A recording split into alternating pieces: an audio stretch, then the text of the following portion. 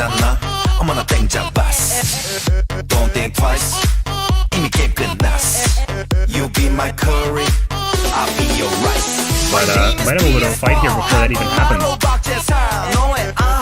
Big solar flare coming out. Oh my god! Oh my god! They're on top of everyone, and they're going in. Samir doing amazing things right there. Hold up, wait a minute. 지금부터 선수끼리 밤이 아까워. Turn up louder. Sasha's living. Oh, wait. He's the only one that's still alive on air check, but he doesn't even care. This is going to be a game. Roger kill! Kill! What's a kill for hot on hippie? Hey, where'd you get that body from? Where'd you get that body from? Where'd you get that body from? I got it from my daddy. I got it from my daddy. They're about to snowball out of control. That Where'd you get that body completely goes wide with the chamber. He still has ult, so it doesn't really matter. Just really low. He was so much over by Pump to save his life. Now Bounce could be getting pretty low here. He's gonna be able to save it. One plus house and secures the kill on Shu. Nice flash. Just flash on out of there. The spear might go down. Don't get my vermin there to clean it up. What great double kill. I'm on fire. Take you higher. 넌 한 폭의 명작. 난 아낌없는 buyer. Don't be a liar. 까고 말해봐요. I'll be your honey. Never expire. Star actually countered it. It's going to be going in, getting stunned up by Camille. Zabel ults in, gets a lot of damage down. Mine's Desire trying to go back onto Blueprint, doing a little bit, gets the shield up. Zabel super low, ultimate from Camille goes no way. Oh my god. Hold up, wait a minute. 지금부터 선수끼리 밤이 아까워. Turn up louder. 불타오르는 아름다운 그대여. How you like me now? How you like me now? How you like me now? How you like me now? Hey, where'd you get that body from? Where'd you get that body from? Where'd you get that body from? I got it from my daddy. I got it from my daddy. I got it, got it. Hey, where'd you get that body from? I got it from my daddy. I got it from my daddy. I got it, got it. Hey, where'd you get that body from? But the Dragon's already going to go over to Ocean. A big elastic slingshot onto Mont Blanc, and Crack Variety is here. Laserbeam's going to try and pick up Jamie, but it's not going to be enough. Gramina is going to get the turn kill there. Not quite. And this is a huge team fight for Crack Variety. Such low health are he's going triple kill. Do we see a Quadra? He sees a Penta. Crack's daddy is Crack attack. He's in the Penta. Right. I got it from my daddy. I got it from my daddy.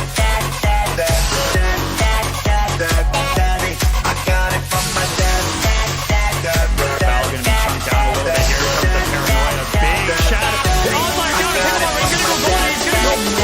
Here with the flagship from Pinkle Popper, and he's on a killing spree. This is the team fight. Ladies and gentlemen, welcome on back to the Rect League. For the other side of the quarterfinals winners bracket, we got Gromp versus Infernal, and I've got Jamu, one of the sexiest daddies alive. How's it going, buddy? That's me. It's going well. I'm excited to be here. We got a big series coming up. Hell yeah. This is going to be a super banger.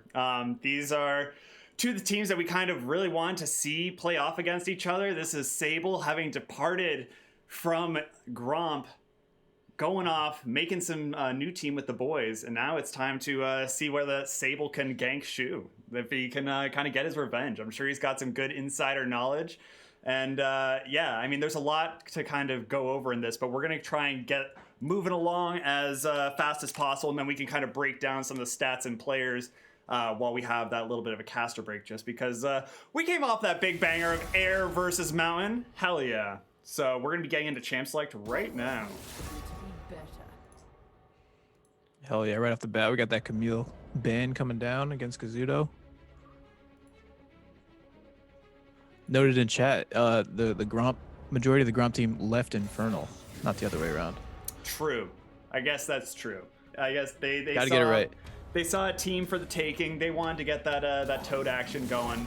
So they kind of dipped there. But yeah, so right now we're seeing the Kassadin ban, Camille Hecarim's, just some of the good Rect League staples. Camille in such a strong spot. Hecarim has been terrorizing the Rect League. We've been beating that. It's pretty much a dead horse at this point.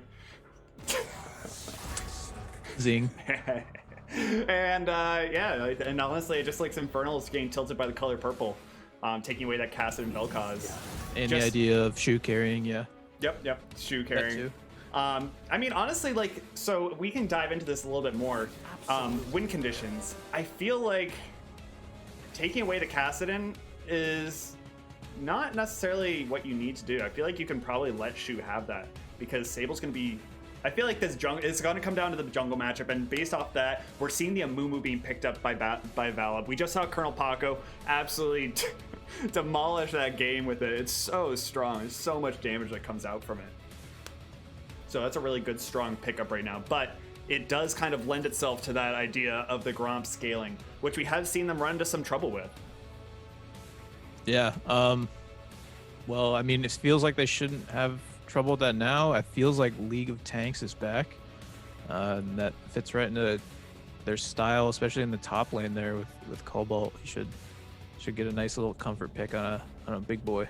Yeah, but one of the things we didn't note is that Victor, one of the Shu signature champions, has been reworked, just kind of removing some of the need to buy the hex core and then just adjusting some of his numbers. He did just get a hotfix. He's really strong, like super strong. So being able to take away this Victor here in the first round before the Shu can kind of get it, that's pretty crucial. And yeah, AD carry Ashe, one of the strongest picks for AD carry right now if you're going to go for that traditional marksman.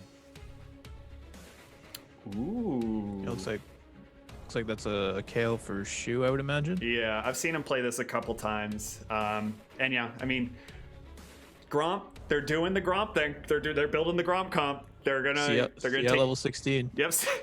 I hope you guys are ready for another 40-minute banger because we're getting there, and we're gonna see the Malphite as well. So the tanks so strong on this patch. Kind of just a throwback to these last games as we kind of watch this playoff meta start to develop. Amumu Malphite seem to be the big chunguses. Yeah, but I have found that the Cho'Gath does play well into the Malphite. That apparently is really good. So get sizey Cho'Gath could be an option. Yep. And here we go with the signature Rek'Sai coming out for Sable.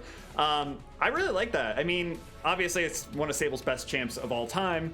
It's his thing. It gives him a lot of early agency. And one of the things I want to talk about is that this game just comes down to the early jungle pressure.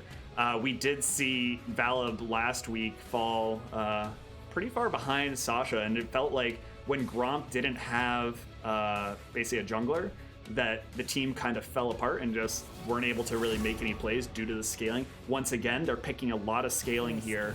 So if Rek'Sai and Sable are able to kind of make some big plays and either take Valab out of the game or make it really hard for Shu, that's a really good way for them to kind of find some success here. They took away the Vayne. Maybe indicates Infernal is going to look to grab some real beef these last two picks. Mm-hmm. Yeah, and I mean, as we were saying before, like AD carries are in a pretty rough spot. I'd imagine we'll probably see something like a Caitlyn pickup for Rovian, maybe Ezreal. Seem to be a signature picks, but yeah, I'm interested to see what you think Spence Champ will pick up here. I mean, they banned the Leona. I know he plays what's it? Rakan a lot. Mm-hmm. I don't know how Rakan's faring in the new world. Yeah, maybe something like Nautilus. Right, and we're gonna see the Mordekaiser being picked up for the matchup against Malphite, which is great. Just kind of takes advantage of the fact that Malphite wants to stack armor. You get so much magic damage, magic pen. It's a kind of big tanky lane, always useful. And then we see that high damage and squishy lane with the Senna for Rovian and Spence Champ rocking the Zyra. So like there's gonna be a ton of damage coming out of Zyra, but they're very immobile, and this is a very easily targetable lane, and we see the Bard being picked up. Bard is so good at capitalizing on these kind of champions. If you can land one of the Cosmic Bindings and stun him up, like you can just absolutely demolish them. These two champions, Zyra and Zeta, have basically no health bar as far as I'm concerned once they're CC'd. Yeah, and Gromp's going to really want to make sure they have their side of the jungle warded, because Rek'Sai can come from those unexpected angles and then really catch you by surprise. Mm-hmm. And I do like the Bard for, multiple reasons. I think, as I've been saying, I think that Bard does also allow the ability for Kanabi to have that kind of bro power with Big Brother Sable and kind of help him push the lead into the jungle while they can try and shut down Val a bit, who's going to be looking to scale on this Amumu pick. But yeah, so now that we've kind of gotten this champ select underway, we've got that 3-minute timer. Let's go over some of the player photos here. We've got ourselves Cobalt up in the top lane against Kazuto, Valib in the jungle against Sable, Shu in the mid lane versus Blueprint, Rovian and AD carry versus Fat Super Dude, and of course Spence champ with the Windows update versus Big Bro Kanabi. But yeah, we gotta talk about it first. It's I think it's we're gonna take a quick look at these jungle stats here. So as far as I'm concerned, this is the matchup. This is where the whole match falls apart for either Gromp, or if Sable's not able to have success, then I think that Infernal is going to really struggle here. Taking a look at these two players, Sable's just been huge this season for his team. Just like in terms of being able to kind of have that like high KDA, they both like rocking very, very similar stats and very strong players. But just in terms of the differing picks, Valib loves to go for these slower scaling picks that need to maybe get that level 6 in order to be effective. Sable hasn't really found the success on the Lee Sin. Shame, I know your name. But picking up the Hecarim and Rek'Sai just kind of allows him to have a little bit of that overlap with the Hecarim with Valib, but having that Rek'Sai in his pocket might maybe force a ban in later parts of the series. Yeah, and looking at these, Sable's got a higher KDA, but most of the stats are pretty in line. So they're performing pretty similarly. Both play similar roles for their teams. It'll be interesting to see who gets the upper hand early. Yeah, and going into this, how would you kind of gauge these two teams in terms of just if you were to power rank them? How close or how far apart would you put them? If you asked me a few weeks ago, I would have put Gromp a bit ahead of Infernal. Infernal was the one team that Ocean was able to take a game off of this entire season. But as we get further along in the season, Gromp has shown a little bit of weakness. If Valib doesn't get ahead in these games, it can kind of snowball out of control for them. Mm-hmm. They can't quite get to that late games PowerPoint that they always try to get to. I don't know. It's really even. I'd probably give the upper hand, I would say, to Gromp. I think that they have the experience with the shot calling and the macro play. Most of them have been here before. I think that they could put it together for a series. Yeah, I think so too. And one of the other matchups I want to highlight quickly before we hop into game is this top lane matchup. On Infernal, you have the star player, Big D3 himself, Kazuto, who's just been having a tremendous season. But honestly, this might be one of Cobalt's best seasons so far. He's always been very consistent, but not with especially having the bust to Cinderhulk and just like all tanks being good, that's just signaling that this might be a lane where Cobalt, who might not have come out ahead, might have just been a little bit behind and then kind of done his job, might be really taking over these games. Yeah, this new meta seems perfect for Cobalt. It has powered up some of the champions that he loves to play, and I would be excited if I were him to get to prove his worth here. Hell yeah. So who do you think's got it? If we're looking at comps before this game, who do you think's got the draft advantage here, just based off what we see so far? In terms of power picks, I would have to say, just based off what we've seen on the patch so far, Gromp feels like they have more power picks, but I don't know if I think it just might be too much scaling again, and we've seen this be an issue before. So that's where I think that maybe Infernal probably has the edge based off this draft. Yeah, I don't know if it's too much scaling. Amumu and Malphite can both be pretty impactful once they hit 6. Kind of help the rest of the map start to snowball. It's just a matter of if you gotta perform well in the lanes. Make sure you don't hand over any free kills. Make sure you're there for objectives because you should have good objective control with this team. There's the Zyra ult, Malphite ult, a Mumu ult. That should win you a lot of fights. Well, we will, Post 6. yeah, well, we will see. Ladies and gentlemen, we are getting onto the Rift, and not only are we getting onto the Rift, we are unveiling what Adolma has created. He created a little widget, so at the top you'll see this little little bar that's blue and red. Oh, it's covering up the time. No, it's not covering up the time. That's perfectly placed. Anyways, this blue and red bar. Yeah, so if you do exclamation point Gromp, exclamation point vote Gromp, it'll start swaying back and forth. So we'll see who's got the chat on their side as we get into game 1 of Gromp versus Infernal. Let's go, fam! Hell yeah. Trying out some new stuff. Nice. The height yeah. bar. You gotta name it. What's it named? The name? The TBD? TBD. We don't have to rush it. The Rect Examiner. Rectal Examiner, examining all rectally chat. I don't. Yeah, I'll leave that one to Adomo since this is his baby. But so far here in the early game, just a nice little line of scrimmage. Everyone kind of putting down some wards for safety, trying to spot stuff out. But I think that overall, nothing too crazy gonna start here for this series. What time you at? I'm at 124. Nice. Oh yeah. Oh yeah. And we're about to get into it. Both bottom side start for the junglers. Checks out, makes sense. You'll love to see it. I'm interested to see where Valve's going to go with his clear. Whether or not he's going to opt for trying to go for a full clear, or maybe try and do something a little more unpredictable and go for that. I don't know, you can make a cheeky gank. But looks like he's going to be going for the Krugs, which kind of signals to me that he's going to be going for that slow scaling start.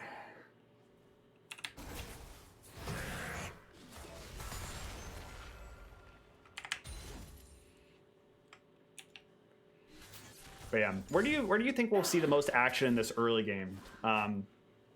In what lane? Because I mean, I also think that maybe Sable's going to push in early. I think that we might see a nice invade from him. He's also opting for a early clear of his bot side rather than going for maybe an aggressive 3 camp and gank or 3 camp and invade.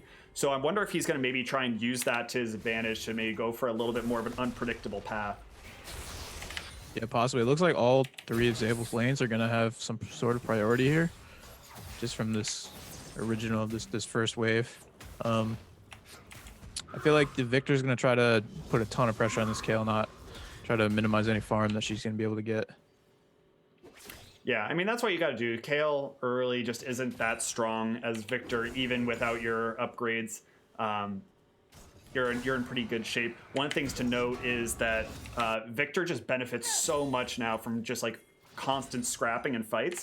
He charges up his passive, which gives him his Hex Core upgrades, or what was once his Hex Core upgrades, so much faster. You get about 25 stacks.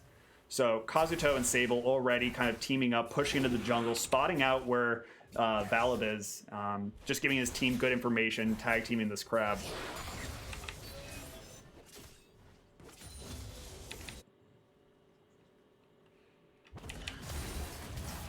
But yeah, so far nothing too crazy. Everyone just playing some good old standard League of Legends. Sable opting for the double crab. Love to see that kind of action here. I don't know if Valve's going to be able to kind of stop that though. He's pathing down as if he's going to, or maybe he just might try and go for Krugs. But we might see a little bit of conflict here. Ooh, just kidding. Here comes Sable into the bottom lane. He's got eyes for Spence Champ, and Spence Champ only flashes forward. Exhaust going down onto Spence Champ and Sable. Guardian proccing. Gonna be able to get Sable out. Double root onto 80, carry fat super, and that's gonna be first blood over to Spence Champ, popping up the emote. Hot damn, Spencey. Wow, yeah, they were able to just fend off that flash engage from Sable. Just the healing was so... kept a minute. They were able to just grind out kill there. Yeah, that's what Senna does well. Yeah, that was really good. Sable committing that flash really early, unable to kind of have that burst damage though to be able to pop their priority target. That was a big advantage for this bot lane. I mean, They're trying again. Ooh, here we go. Magical Journey going to be bringing Sable in, this time onto Rovian, flashing away. He's low on mana, but again, there's no way for them to kind of continue this. The tunnel is already used from Sable, so there's no way to kind of get back onto the priority targets with his flash unavailable. And meanwhile, Valib's just taking some donations from Zable's jungle. Some free chickens. I mean, you don't really take free chickens from strangers, but I mean, tough times call for desperate measures. But I like to see that. Valve's crossing into the enemy jungle. He's doing his thing, what he needs to do. He needs to be scaling right here, but he's being aggressive about it. He's also, by doing that, putting Sable just a little bit further behind, punishing him. But yeah, right now, Shu and Valib just trying to crash this wave into the tower. Thank you, Macabre Mischief. Yeah, that just had a weird line break. Thank you for the follow. Much love. What's your favorite kind of pizza? But yeah, just kind of getting that early crash with the help of the jungler. I'm sure Shu's calling for that, calling that one big time. And Valib more than happy to get some of that EXP advantage. I didn't see if Zabel took any lane farm there, but he's still ahead on CS on Valib for the time being. Even after those two failed ganks. I say failed as in they didn't get a kill, but they were able to burn some summoners, probably most of them. Yeah, it's all just pressure, yes, right? Most of them. And like, you want to burn those summoners before Bard and Ashe hit level 6, because once they're hit level 6, they want to be able to pop that go button immediately and not worry about those flashes. So that is some really good play, and we'll have to watch as we get closer to 6 how that kind of pans out. Ooh, here we go. All right. Going to be some non-action here in the bot lane. It looks like action, smells like action, but speaking of action, we got some slapping up in the top lane. Kazuto just bullying Cobalt a little bit, but I mean, Cobalt falling a little bit behind in CS, but nothing too detrimental. This is kind of the Cobalt special, right? He usually has a lower CSD to his opponent, but then come team fights, he's there in a big way. He makes his presence known. That he does. Yeah, I Interesting. mean, In the mid lane, we got Kayle with a Shu on the Kale's got about a 10 CS lead. It's a little surprising there. Yeah. And here we are, level 5 for the based on bot lane. champions, but Things are starting to get a little bit scrappier, and Sable's down here on this side of the map, about halfway to level 6 for both Bard and Ashe. But yeah, both junglers here on the bottom side of the map. Valib's going to be going and popping over the wall right onto the Infernal, and I think Sable might have spotted that. He might not. This could get weird. I don't think the hold Krebs. the phone. Ooh, this is getting weird indeed. Sable Weird just champ? wait. Sable. Does Sable? Okay. Yeah, he doesn't have his team to back him up, so there's not much you can really do about that. Just trading over that first dragon. Not really trading. Hopefully you're getting some CS for that one. But Kanabi gonna be doing some warding. Sable just in a little bit of a weird spot. But yeah, Mumu's going to be hanging out here in this bot lane right when Bard and Ashe hit 6. So we'll have to see whether or not they try and go for some kind of play down here. Posturing. Yep, good posture. Good posture check. Nice bush stack. Oh, this could be huge. This is going to be the big root. Kanabi going to fall. Fast Super Dude is not long for this world. A nice flash away. He's going to put out the Enchanted Crystal Arrow just to say, no, Valid, please, no, no, no. And get on out of there. But, man, going to be taking a lot of damage. And that's going to start putting the favor into the Gromp's bot lane in a big way. Yeah, those two early ganks that didn't really result in kills, they haven't really tried to punish those lack of summoner spells since. And Senna and Zyra both can put out a ton of damage if you let them do so. And they're doing just that. Yeah, with a little help from Valib. And you want to try and attack this lane, which they did try and do early. We're going to see the Cosmic, or the Magical Journey go out for the Bard. I'm not sure if he and Sable were trying to do something, but looked like Sable was fishing for some kind of action. He wants to do something, but so far hasn't really had the tremendous impact we wanted to see from him. on this Rek'Sai in the early game. Made a few plays bottom, but didn't really amount to much more past some summoner spells, which are now back up and went unpunished. Ooh, here we go. Some action in the top lane. Mordekaiser just doing Mordekaiser things. He's gripping it and ripping it. Yeah, top and mid both are just beating each other up. Nothing really coming of it though. Yeah, Shu's spidey senses tingling, kind of feeling that maybe Sable and Kanabi might be somewhere nearby. Gonna just dip out the top side of the lane and go ward up there.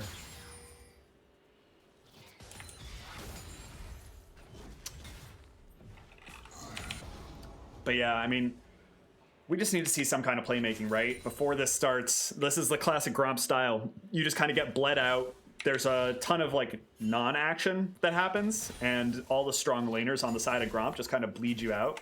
So by the time you actually do start fighting, you're already down like 2k gold, 3k gold before any kills really start coming through. And especially when you already start falling behind in a couple kills, yeah, that can be a bad way to kind of start your best of 3 series. Sable sitting on bush. It looks like they're trying to make something happen on the Shu. Is he ready? Here comes the ooh, ult out of Shu. Gonna be flashing forward, getting the knockup. Shu gonna fail the flash over the wall. One more. Sable's gonna take him down. But here comes Cobalt, followed by Kogito. Big unstoppable force, but it's just gonna be enough to say, I don't want to be here anymore. No, thank you. Take Shu, not me. Val did throw out the bandage toss there. That might have been a blessing in disguise that it did not connect. He did have ult, but I'm not sure if there is much for follow-up there. No, I don't think so. Unless 1 for 0 in favor of Infernal there. Yep, and that's exactly what you want to see. Sable making some plays there. Now he has the flash timer for Shu. Now you just got to keep repeat ganking that and just really attack him and punish him there before this Kayle really comes online and starts making you cry. Because I know that Kayle is in a very strong spot with some of the items. Ask me which items? I don't know, man. Same. Yeah. Couldn't tell you. I couldn't No, tell any you. no mythic items out yet. I could guess. It could be the... Ooh, Val sitting in the bush, very Got him. sneaky. Here comes the great ult from the Bard, and a great Curse of the Sad Mummy ripping up 3. Shu's gonna take down Blueprint, but this is coming up big for Infernal. This is gonna be Sable picking up Vala. Sable is so low, but Spence Champ's not gonna be able to do anything. Health bars ticking down, but nothing you can really do about this one. That's gonna be advantage. Infernal tying up the kills 3-3. Still down in gold though.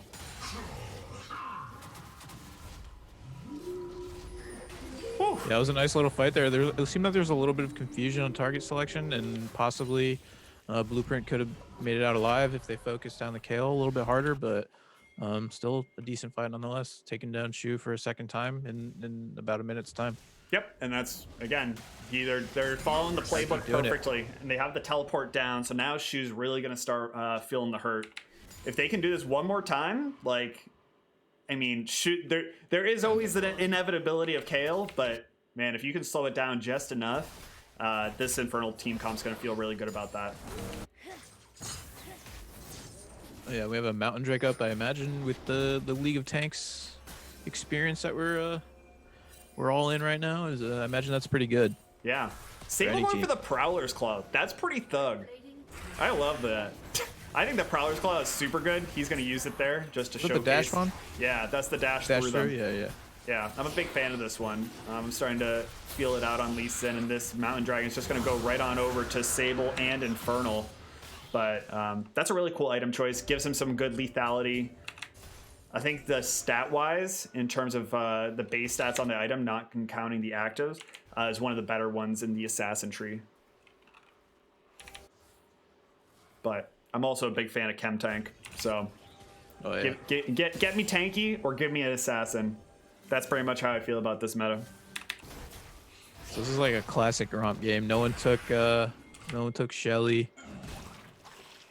Not many plates were taken across the board.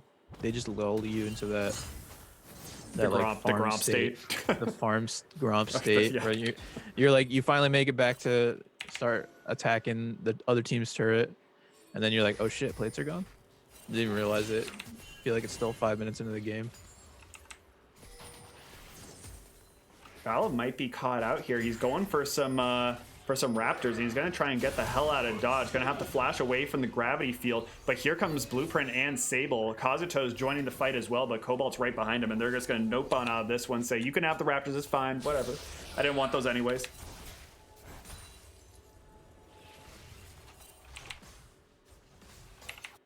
But yeah, I mean, so far, it still feels like Infernal's making good moves, but just where the gold is for the teams, like, I don't know if you're really winning if you're Infernal. I mean, gold-wise, you're definitely not winning because one number is bigger than the other, and it's in favor of Gromp. But yeah, it just feels like Infernal's working really hard to try and make something happen, and Gromp's just doing the farm state, and it's working out better for Gromp.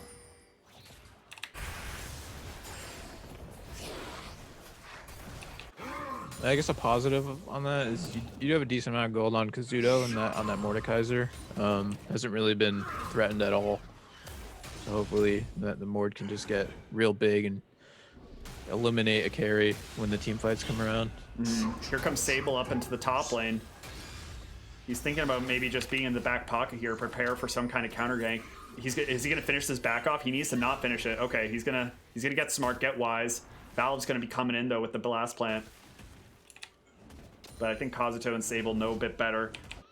But really just wasting a little bit of time there from Shu. You can waste Shu's time. That's the person you want to waste time in a big way. So, but they're going to be going for this Herald as you were talking about. This is very un-Gromp-like. But here comes Sable. He's ready to skull. That was a huge arrow onto Valve. He's going to get the immunity from the ult from Kale, and that's going to be the curse of the sad mummy. The Unstoppable Force is going to be going wide, but this is going to be a double kill, and this is going to be a big fight for Gromp. Coming up big. Whew. 3 for That's, yeah. Who started the Herald there? That was Gromp. That was a Gromp Herald. I mean, with no plates, is that even? You just let him have it, right? Yeah, you could. I mean, but the thing is, I think that Sable probably felt like he was in a pretty strong spot. He had 2 there, but yeah, it just felt like that Amumu was just doing so much more than Sable, and I think that's just maybe part of the items coming into play. This assassin build just didn't really feel like it was doing a whole ton against the Amumu, and Sable just melted.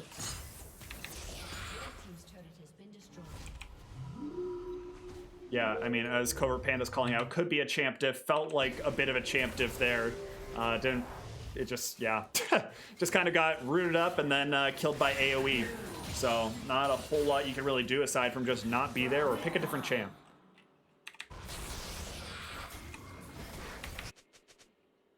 But Dragon's going to be spawning in about 50 seconds. This is going to be an Air Soul, or Cloud Soul, I guess as it's more commonly known. Gonna be the first Soul du jour of this series. I feel like when I cast, I get about 90% Cloud Soul, so just seems about on par. Just keep track of that for trivia. Yeah, Adolma, track that, please. You do what you want. You're an adult. I'm not gonna tell you what to do. Anyways, Shu, also an adult, and he does what he wants. He's gonna get out of there just by the hair of his chinny chin chin, I guess. Yeah, it feels a little weird saying that, as they famously say. It just feels a little bit weird saying that. It's not very cool sounding. So I'm sorry I couldn't provide a cooler caster experience, but that was the first thing that came to mind.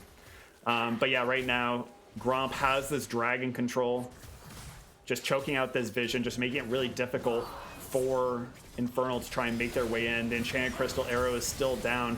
Kanabi does have ult. They could try and make something happen here. Teleport's going to be coming out from Cobalt, just securing this dragon, just looking like a scary boy. But yeah, they're just going to zone him right out, and that's going to be that. Dragon advantage going on over to Gromp. Yeah, Cobalt's doing what he does. Oh, here we go. Here's Valid. Might be getting caught out, but no, he wants back in. He's going to take... Oh, he's gonna take that bandage toss in, but he's so tanky. Sable is just trying to do what he can to get out of here, and that's a huge unstoppable force. Double kill for Cobalt. Blueprint's got to get the hell out of there. That's gonna be a big smack from Kazuto from over the wall. Fat Super Dude though is just crying for help. He needs something. Blueprint needs to dip on out of there. Flash forward by Kazuto, trying to do something, trying to take someone down, but it's not gonna be enough. That was a scrappy little fight there. 3 for 1 in favor of Gromp. Yeah, it was a fight that Infernal probably didn't even have to take. They already lost the dragon.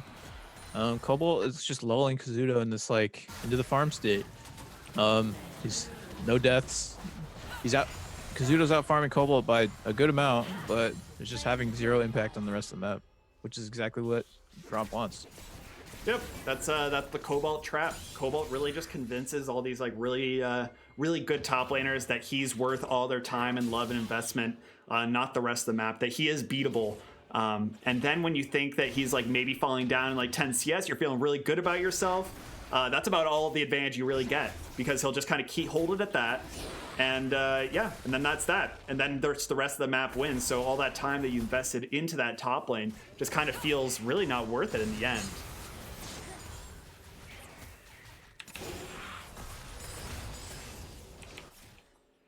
But here we are at the 20-minute mark, a 6K gold lead in favor of Gromp.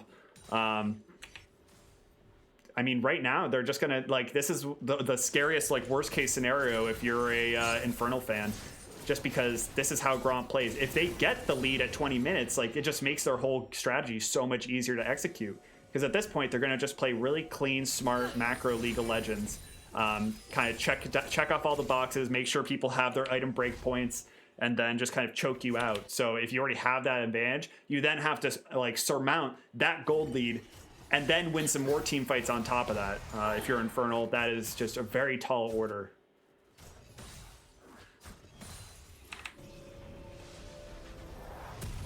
Yeah, like I was saying, I mean, most of their gold's on Kazuto, but I'm not seeing a situation where a Death Realm is gonna really change the tide of one of these fights.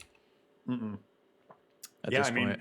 You also have to be sure that you can kill someone in there, right? Like you can maybe take down Kale if you get the jump on her and like cooldowns are down, but not for very much longer. And at this point, it feels like a Mumu could probably just kill you. And with that, they're going to start up the Baron on the side of Gromp and see how this one pans out. I don't think the rest of the map knows or if they care. So this might just be a pretty easy take for the Grompy boys. Yep, that's just going to be easy Baron. We like that. Purple worms are free, especially on Sundays for Gromp. Oh yeah.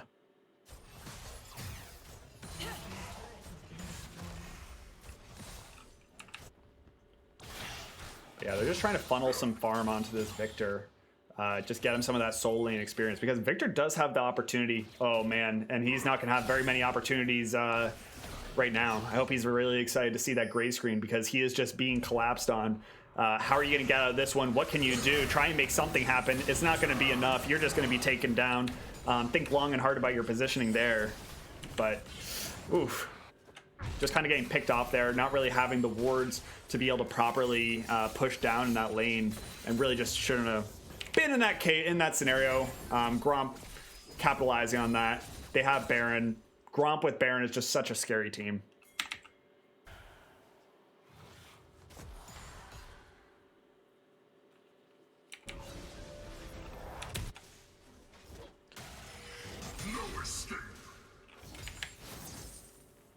The next dragon's going to be on the table in 35 seconds.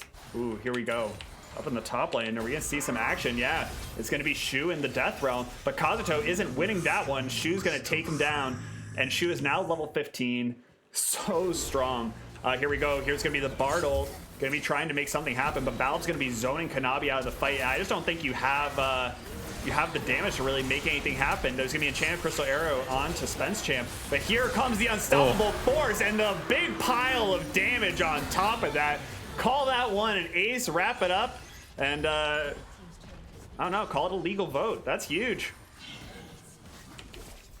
And they're just gonna continue taking towers. They're gonna take that tower in the top lane. Shu able to take the solo kill into Kazuto, and then just able to win the team fight in the 4v4. That's huge. I don't think they can quite end it here, but it's not looking good for Infernal. Nope. It kind of feels like they might just be saying, go next. This is not the game that we're winning. All the scaling, the power of scaling is online for Gromp. The attack plan didn't quite go in favor of the Infernal boys, trying to kind of make attack some of that scaling. They weren't really able to make it happen. Yeah, at this point, they're just kind of bleeding out, hemorrhaging, if you will.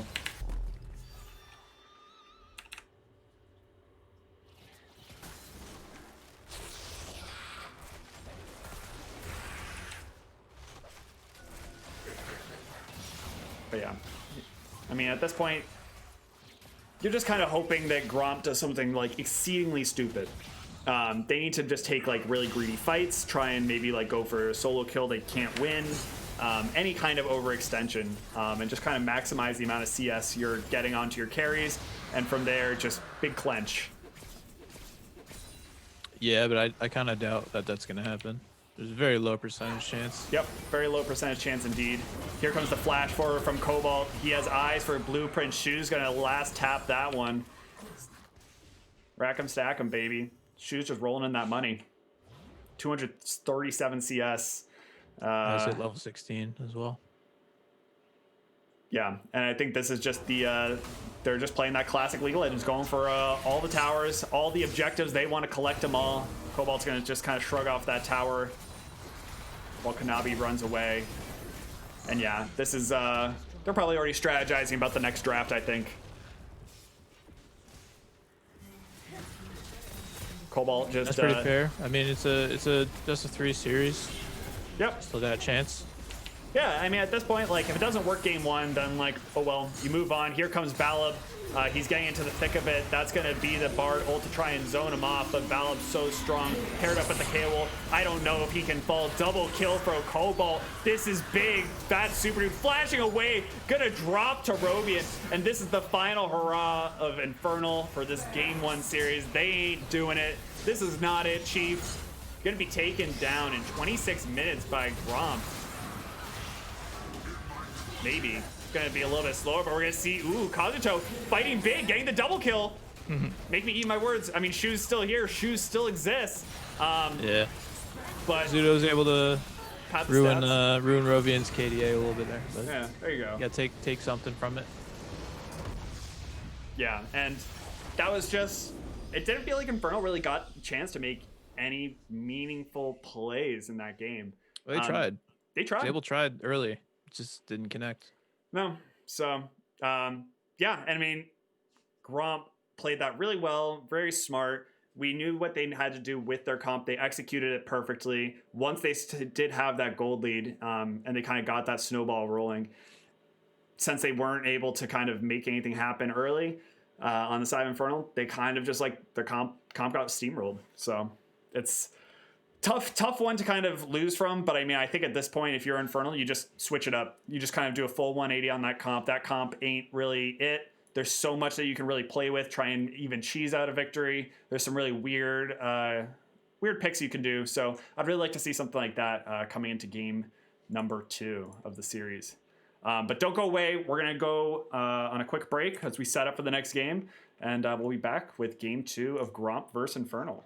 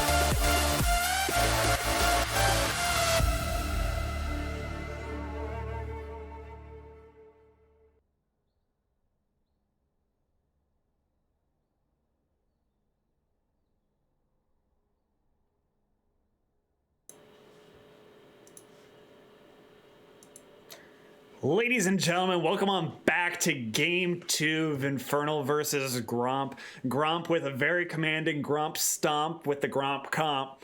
What are your kind of thoughts and opinions? Yeah, that was a lot of rhymes and saying Gromp. I know, I'm impressed too. I thought it was cool.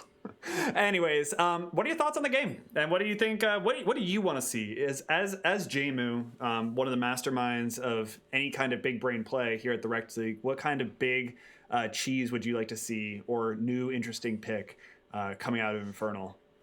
I mean, I guess it really depends what you like to play. I don't know. You could try to play the scaling game alongside Gromp. I don't know that that's always been the best way to beat them, but you can go with a super, like a more of an aggressive early game comp if like they tried, but I don't know if bot lane's the target that you really want to be trying to push down. I feel like you want to try to get maybe Kazuto or Blueprint ahead. They seem like more apt to be able to carry the games with a lead. Yeah, I don't know. Maybe just try to have some more of a failsafe in terms of late game. Maybe a sizable Cho. Sizable Cho, yeah, I think that might work. But yeah, I think I agree with you there. I just want to see a little bit more play around Kazuto, because like Kazuto can generate his own lead, but Cobalt's really good at kind of nullifying that lead. Also, Shu's really good at, if someone has a lead on him, he's really good at just not chain feeding. So like Blueprint's only going to get so much of a lead against Shu. Just taking a quick look at some of these mid lane stats, like you're only going to get so much of a lead against him that, like, I don't know if even investing all of your time and energy there is really the play. Shu, yeah, it's we've talked about it before. I mean, Blueprint does make up a huge percentage of his team's damage when he's playing mid lane. I think it's a pretty small sample size just due to some of the role swaps around that Infernal's had. But yeah, I mean, 36% of the team's damage when he's playing mid, but definitely didn't feel like it that game. Yeah, no. It's really tough against a player like Shu. Maybe like to see, instead of some higher skill cap champion like Victor, I recall the Lux and the Ziggs against those two games were against Ocean, and it was just very impressive feeling. It was a different time before this new world, new items, but maybe something that could just pour out damage from a distance where it's just not as maybe as skill intensive. Just maybe more consistent. Maybe that's something that he could be looking to do. Yeah, I think so. Or even something that can just lend itself to a little bit better gank setup. Something like the Galio just can kind of make those ganks feel a little bit easier to execute when you've got that much CC coming in. But here we are coming into Champ Select. We'll see what kind of adaptations Infernal brings to this game too. Banning Vel'Koz, wanting absolutely none of it. Must be just kind of glancing around that match history and seeing either Shu or Spence champ. Is that a Shu champ? Yeah, it's a Shu champ. It's a Shu champ. Planet. All right. I want to see Infernal try to attack Valib more. Yes. The games they lose, that's their weak spot.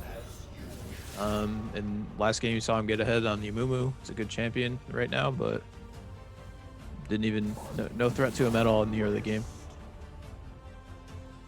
Yep, and it looks like there's no real adaptations here in the ban phase. I feel like Infernal probably has a pretty good idea of what they want to change, but it's just not really something to do with anything that Gromp in particularly picked. It's just more a problem with how they either drafted or how they really just executed. And I respect that. And I think that teams are probably doing their due diligence on the research here, banning away that Vladimir. And I mean, I think there is probably a good potential for Shu to maybe pick up Victor. So we might get to see kind of the reverse with Shu on the Victor this time, and maybe something else here for Blueprint.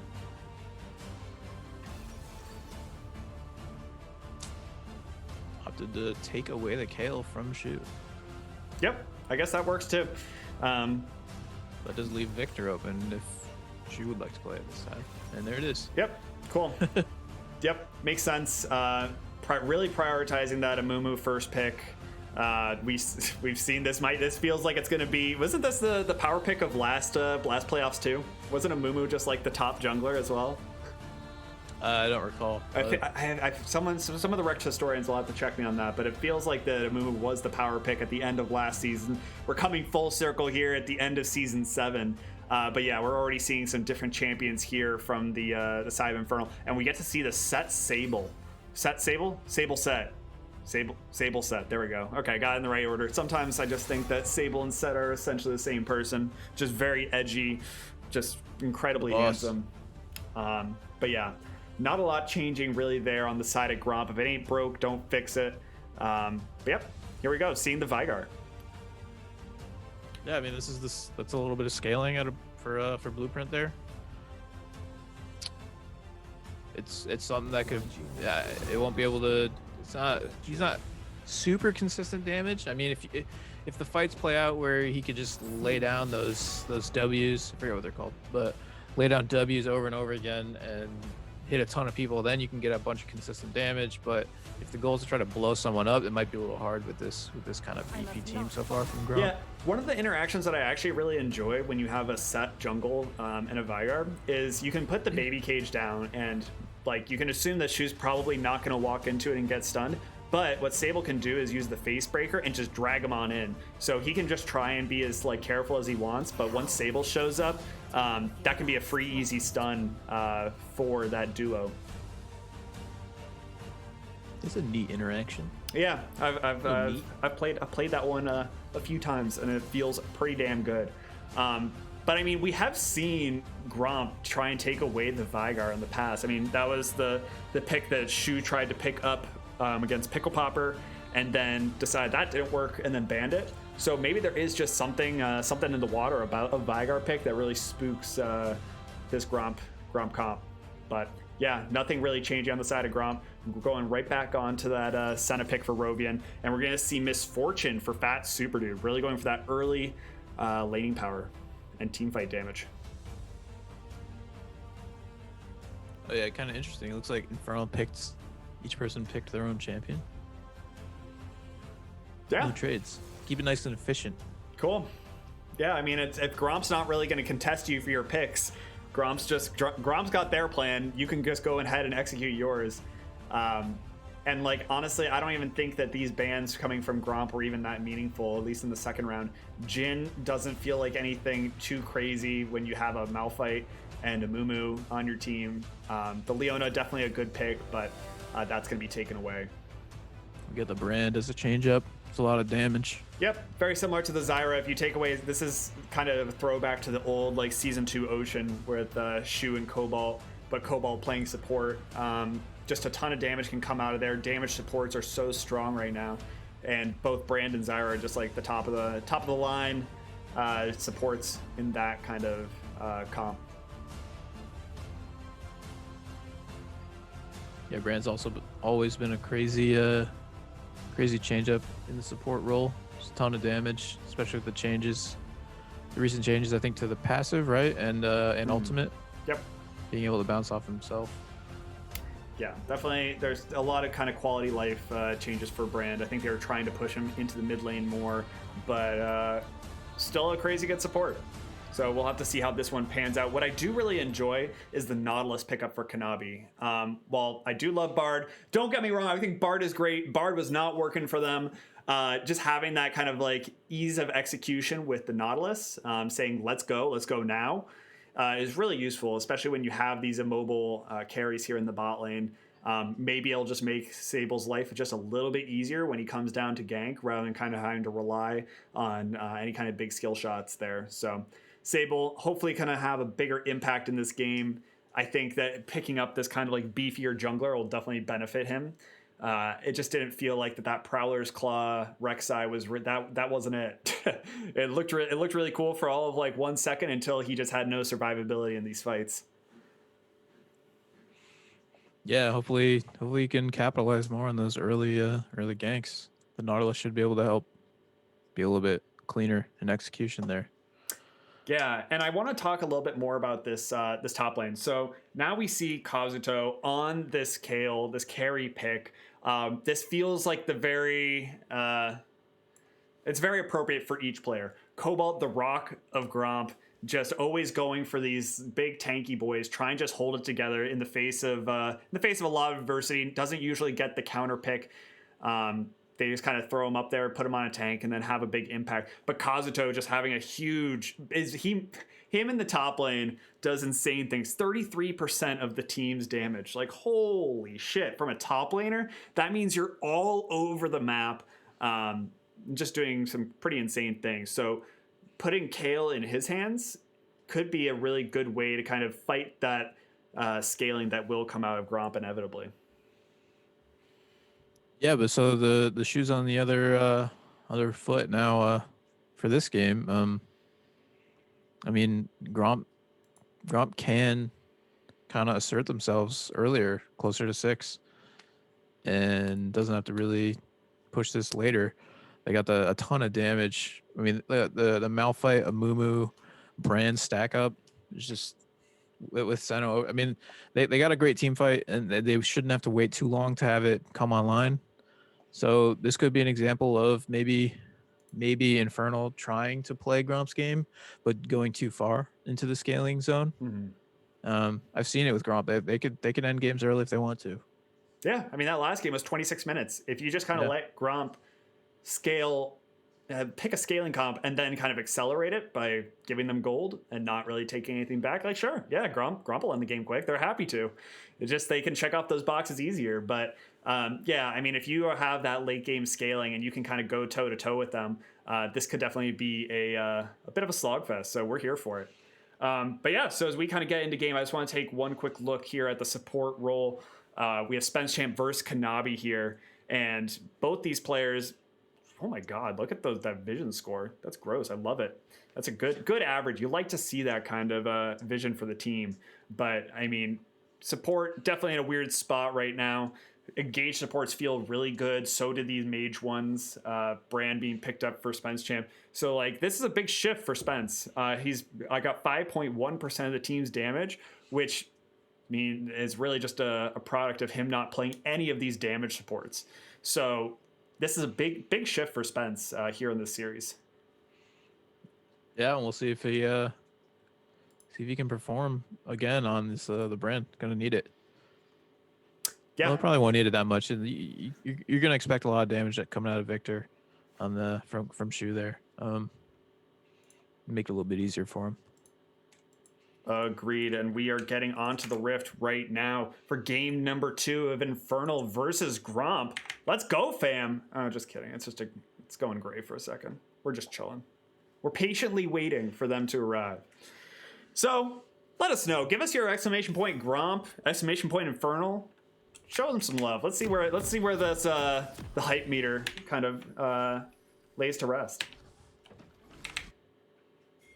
Do you expect any level 1 cheese? I expect maybe a little. No. Ooh. I see some pings in the mid lane. Okay, I see pings, a lot of pings. And it looks like it's like a line. It's like a dividing line ping. So I don't think they're going to do anything cool.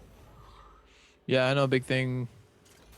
Oh, those are coming out of Infernal, actually. Not Gromp. 30 seconds. Never mind.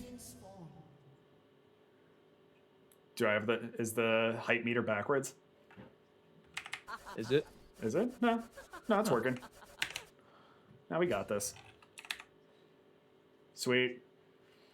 But yeah, so far, just teams kind of jockeying for positioning. We haven't seen a whole lot in terms of kind of really aggressive plays being made here. But we do have the opportunity, though, with this Nautilus to try and get some stuff done. And they're just going to opt for a ward, find out what buff this Amumu is going to be starting. But, I mean, you've got wards all over the place here. Valve just standing right on that ward. Going to pop that Spooky Pumpkin.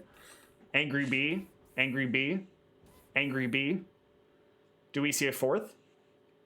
Might have been timed out there. Yep. Too many. Yep, too many Angry Bees. And, yeah. We're going to see the double topside start from these junglers.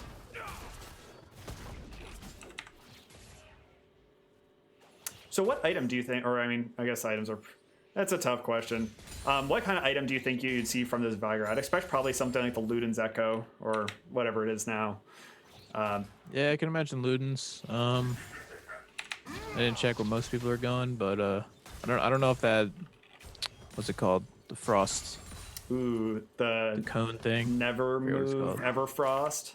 Everfrost. That sounds good. Everfrost. Yeah, Everfrost sounds real good. I love that item. I think it's so good. And I just want to see someone actually use it and use it well. I've been told it's not good, Well, but I think it's good. that won't stop me. No. Definitely not enough chem tanks in this game for my taste. I'm a big fan of huffing it, taking a quick Sunday huff of the chem tank, get the hype going. Oh yeah. Maybe we'll see that Sable. I mean, I could see kind of that extra speed boost on the set being pretty terrifying. Who does like those beefy stats? And it does have that MR. I don't know, man. Seems like a chem tank game. Huff it, baby.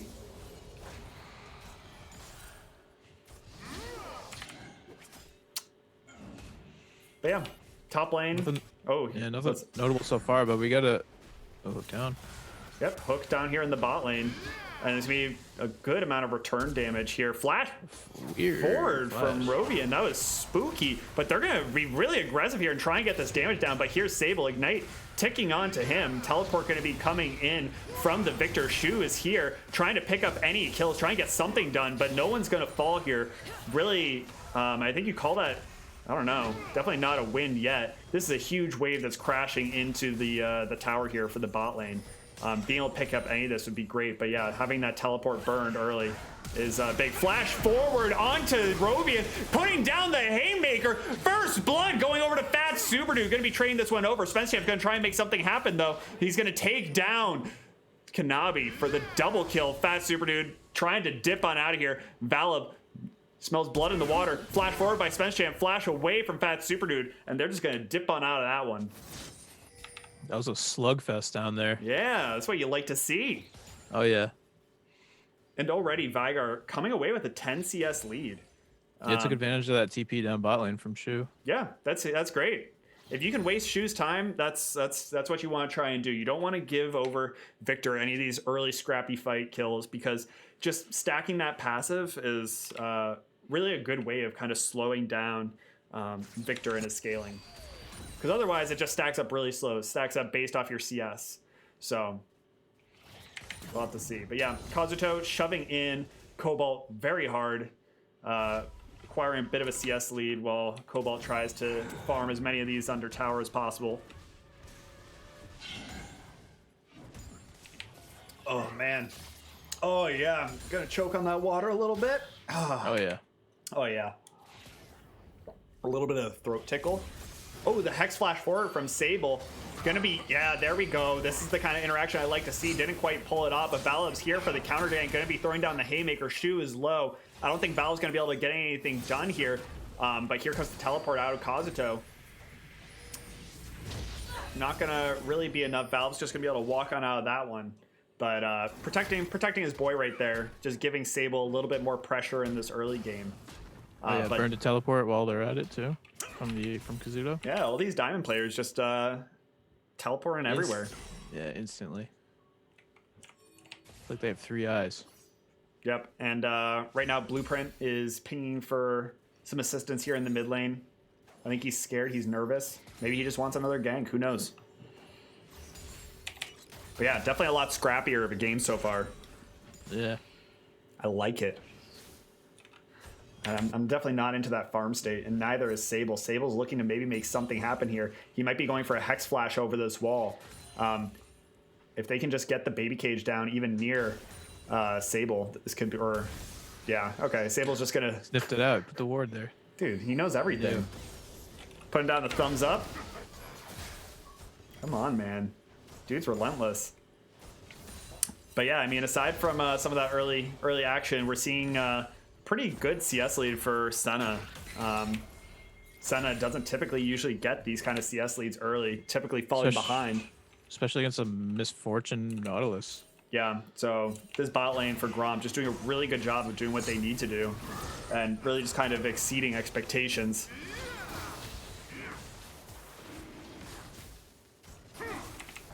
And yeah, but that's going to be a free Ocean Dragon just going right over. Being able to shove in that tower. Feeling pretty comfortable with it. Shu just kind of lingering around just long enough in case something bad happened, but Daddy Shu can go home now. Go buy some items, get some more health.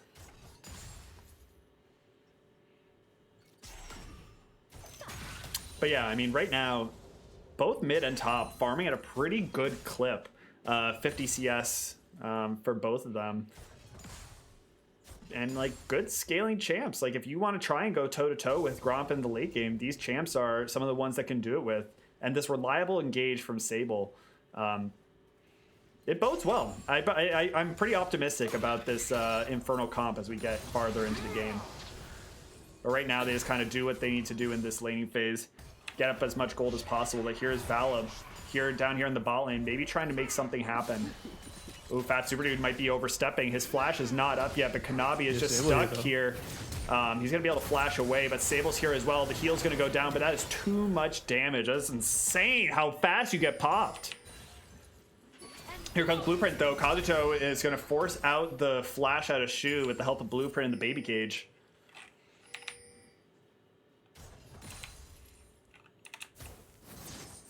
And yeah, once again, feels like all this action happening in the early game is just kind of coming up in favor, just very slightly in favor of Gromp.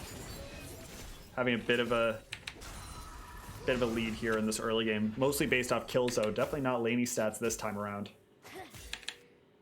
But Yeah, it definitely is, and we got that Brand with 3 kills already. Yeah, so it's starting to pour out damage soon. Yeah, and we can see like how far ahead Spence is. He's up 1.1k, so that's exactly the gold difference between the two teams. Spence diff. Yep, that's the big Spence diff right now. He's got the ball, and he's gonna try and dunk it this time.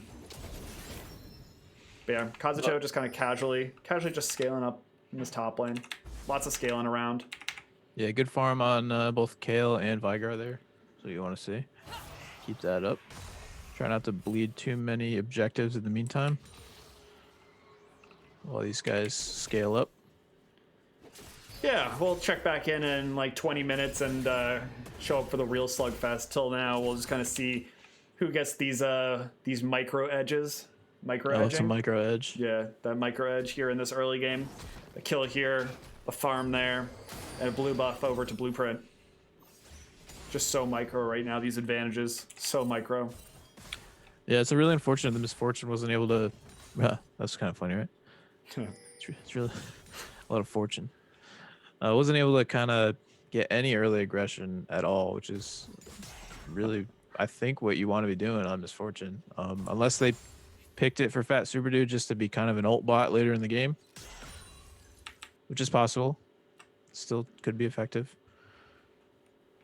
Yeah, definitely can be effective. Right now, the edge has got to be going to Senna, just scaling up slowly. Yeah, having a CS lead on Senna, as we were talking about earlier, is just a really big deal. Paired up with this Brand who's just like throwing out damage left and right, probably going to be doing more damage than Blueprint for a good chunk of time. But here's going to be a little bit of stun and trade onto Shu. Shu's not going to take that much, so it's pretty underwhelming. Meanwhile, we're going to see Valve taking some Shelly, wanting that one-on-one time. Sit down with Shelly, get to know her a bit. Seems go like back to bot lane, and again, the Nautilus is just going to get to a point where it's kind of useless too. Yeah, I mean, he still doesn't have access to the depth charge yet, but here comes the flash forward and the suplex from Sable. Rip and Spence champ in. They want the shutdown goal, but they can't get it. The last tick of the ult for Misfortune is going to pick it up, though. Shutdown gold onto the AD carry. But here's Cobalt once again with the unstoppable force. He's here in such a huge way. He shows up. He's the big presence that this team needs in this game. And where's Kazuto? Kazuto's just chilling. Straight chilling. What you doing up there, man? Nothing you can do. You don't have teleport. You're just a Kale. Cobalt makes the tanks look hot. TP response time is honestly insane from their team. It's, as soon as Infernal fucking breathed, it was like all the TPs started coming in. Yeah, you can't even look at a fight the wrong way. Like, whoa, I didn't mean it. Just a prank. Yeah, just a prank, relax, man. And Valve's gonna pop the Herald here in the mid lane, get some solo plates for himself, and this is where the Gromp snowball starts to happen. Compared to last game, you do have the fact that you have some really good scaling on your diamond player up in the top lane, that Kazuto. Getting a little bit of a CS lead, but I mean, got a little bit of CS lead, but you're down a reasonable amount of gold still. You just need to make sure that this gold gap doesn't get too big as you start getting further and further into this game. But that was a really big shutdown kill for Fat Super Dude, able to pick up that walking money bag of damage that is Spence Champ. Yeah, it's not bad. Need to start getting that gold because I think the MF's big usefulness in these late fights is just going to be laying down that bullet time at an opportune moment. Yep. I mean, yeah, if you can cause enough like disruption and havoc with all these like big grouping team fights, which Amumu loves and so does Vigar, with the baby cage, you can kind of create these good zones in team fight where a bullet time is going to be huge. But they're looking to maybe make something happen here in this top lane. Fat Super Dude, though, is going to make some action happen there in the bot lane. We missed that one as I kind of was anticipating something to happen there in the top lane, but it just happened a little bit too slow. But that's, again, we're seeing them attacking him. Yeah, it was a nice gank by Zabel. I mean, they took advantage of the lack. So the last fight, all the TPs came down. You know that they can't come again, so you just got to rinse and repeat. And that's what they did, and they were able to pick up a kill. Yeah, rinse and repeat indeed. And right now, Shu pinging his way up to top, thinking about maybe tag teaming Sale, but he sees they walked over a ward. Kazuto sniffs that one out. So they might try and make something happen here on Valib, who's just kind of waltzing through this jungle. Might be outnumbered. Valib, what you doing? I like this aggression, but you might be in the wrong hood, homie, as we love to say here. He's going to flash away, going to escape the baby cage, and Cobalt's just going to walk him out like his prom date. Let's go. Good teamwork. Yeah, and I think that might have been a blessing for Infernal again. You had Victor and Malphite both on the way. Any extended fight they tried to take there might have ended poorly. So maybe it might have been a good thing. Nothing to really fight for there. Yeah, I don't know if they were able to maybe get stun up Valib in a spot where it was going to take a little bit longer for Cobalt to show up. Then sure, I think it might have been okay. But once you hopped over that wall, you didn't want any part of that remaining fight. But yeah, Sable, I mean, going into this, I would have probably said that Sable has the advantage over Valib. But Valib seems to know this patch so well and doing a really good job of both staying ahead of farm and having impact on the map. Just really good kudos to him, because as we've been saying all series, it feels like this game kind of hinges on Valib's pressure and his ability to kind of stay relevant in the game. And this Amumu pick is doing just that and allowing him to be relevant. Looks like we had some action on the top side of the map here. Yeah, trying to maybe set up a diving a Cobalt with ult. Yep, he's just gonna ult right on out of there, and they're not gonna really get a whole lot from this. So they might be able to try and take this tower, but Cobalt's gonna back. But meanwhile, this is just Shu getting the first tower here in the mid lane, thanks to the help of Shelly from before. But yeah, I mean, with Valib showing here in the bot lane, Fat Super Dude and Kanabi have to back it up. Yeah, that team fight damage just from these three alone is insane. And Victor on the way, kind of just cruising through the jungle, maybe thinking about showing up, maybe not. Maybe thinking about getting some Raptors. Gotta find farm. Yeah, gotta find farm anywhere. Do what you can, and Valib taking away some Krugs for this for his time. Those new Krugs are just so satisfying. Love that, like, that bling sound.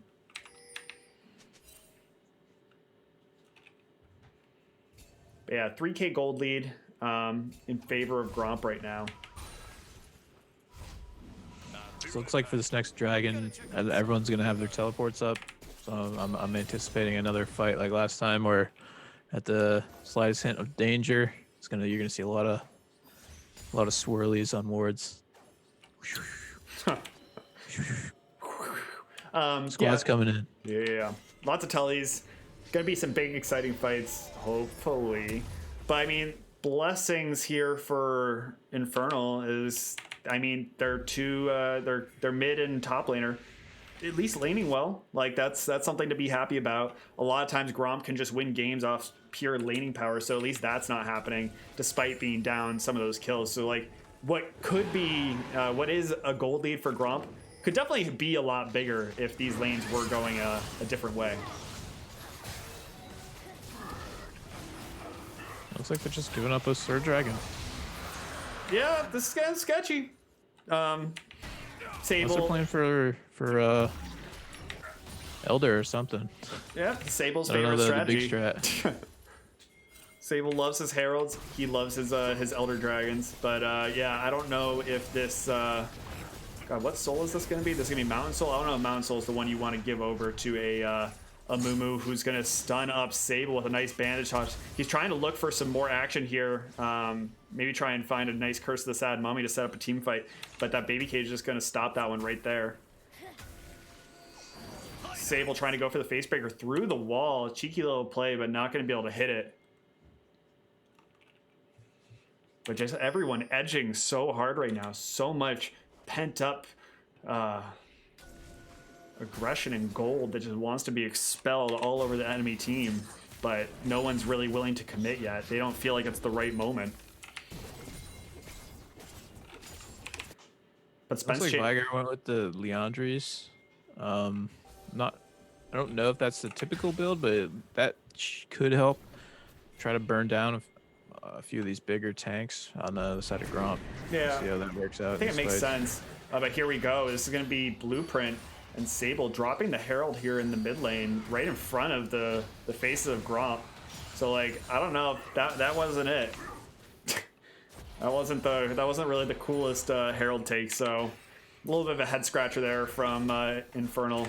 Not really tracking where the rest of the map was before they dropped it. They didn't have any numbers advantage or anything, so it's a bit sus, as the kids say. Maybe it's possible. Is it expiring? Maybe. I don't think so. They just took it. No, I think. I didn't see. Yeah, I don't know. That was not hot. That was not it. But yeah, now Shu doing what he does best. At about 20 minutes, he decides to go up into the top lane, and now he's going to start absorbing that farm up there. As they rotate Cobalt down to the bot lane, 80 carries down, 80 carry to the mid lane. And Valve's just kind of trying to zone out Kazuto here, but he's not going to find anything. But just really emphasizing putting all of their laners in the best spot to get the most experience in gold. So many times we see teams just kind of group up for that big ARAM and just leave a lot of the resources around the map as wasted. Dead weight, but that is not Gromp's style. They definitely eco. They want to just suck everything dry. As you do, yeah. As you do. You only got it. That's the only way to suck. But yeah, Gromp just kind of rotating around the map and taking what they can. Hard to make a pick here. Shu just really playing with fire, loving to edge on some pixels of that baby cage. Oh, yeah, and Infernal has sent Kazuto to the bot lane to keep pushing. Not sure when they want to get him involved in the rest of the game here. I don't know if they want to wait till level 16, or... I mean, at this point, Gromp's not really doing a ton to push their advantage, right? Like, they got 2k gold lead, but it's pretty much stagnating at that, which at this point is just in favor of Infernal. You have these scaling champions. If they're not going to press you on it, then, like, we're in the farm state, baby. We are farmers. Bum, bum, ba, bum, bum, bum, bum, bum, bum, bum, bum, Bump. bum. Exactly. Yeah, we are farmers. And yeah, so I think we're going to probably get to about 30 minutes. There's going to be like 1 or 2 really big team fights, and then a team's going to win. I'm excited. I'm excited for it. Till Can't then, wait for it. Yeah, in the meantime, like, follow, subscribe. You got plenty of time to do so before the next big team fight. Trust me. I'm an We expert. got 50 seconds to Dragon here. Imagine... I don't know if Infernal's going to want to fight this one. They didn't really put up a fight on any of the other 3. I mean, Sable... Unless they're going for the 4 mountain comeback just to get huge. Ooh, those thick boys. Play. I mean, I ain't opposed to it. But yeah, they got to make it happen. This is going to be an interesting fight. We're going to see Shu backing. He has teleport up. Cobalt has teleport. Purple swirlies are going to be flying about. This is about to get real wild real quick. Oh, yeah. And here comes one of them, Shu, showing up to the fight. Are they going to trade Baron, maybe? They're definitely not going for. Yeah, they're going for it. Yeah, they don't want the Mountain Soul. This ain't it, Chief. They're not willing to take the fight down about 2K. They're not really willing to try and out team fight Gromp. So they're gonna try and make something. Gromp knows, so they're heading over. Oh baby, this is burning down. The teleport coming in from Cobalt. This is gonna be deadly. If they don't watch their flank, this is gonna be big time. Oh my God, destruction! And there it is. Cobalt with an amazing flank teleport, able to just wipe that attempt up.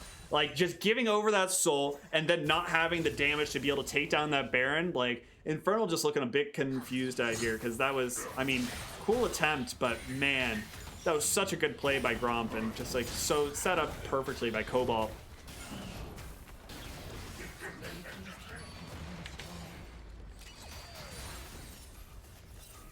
Yeah, I mean this is Malphite's meta, it seems.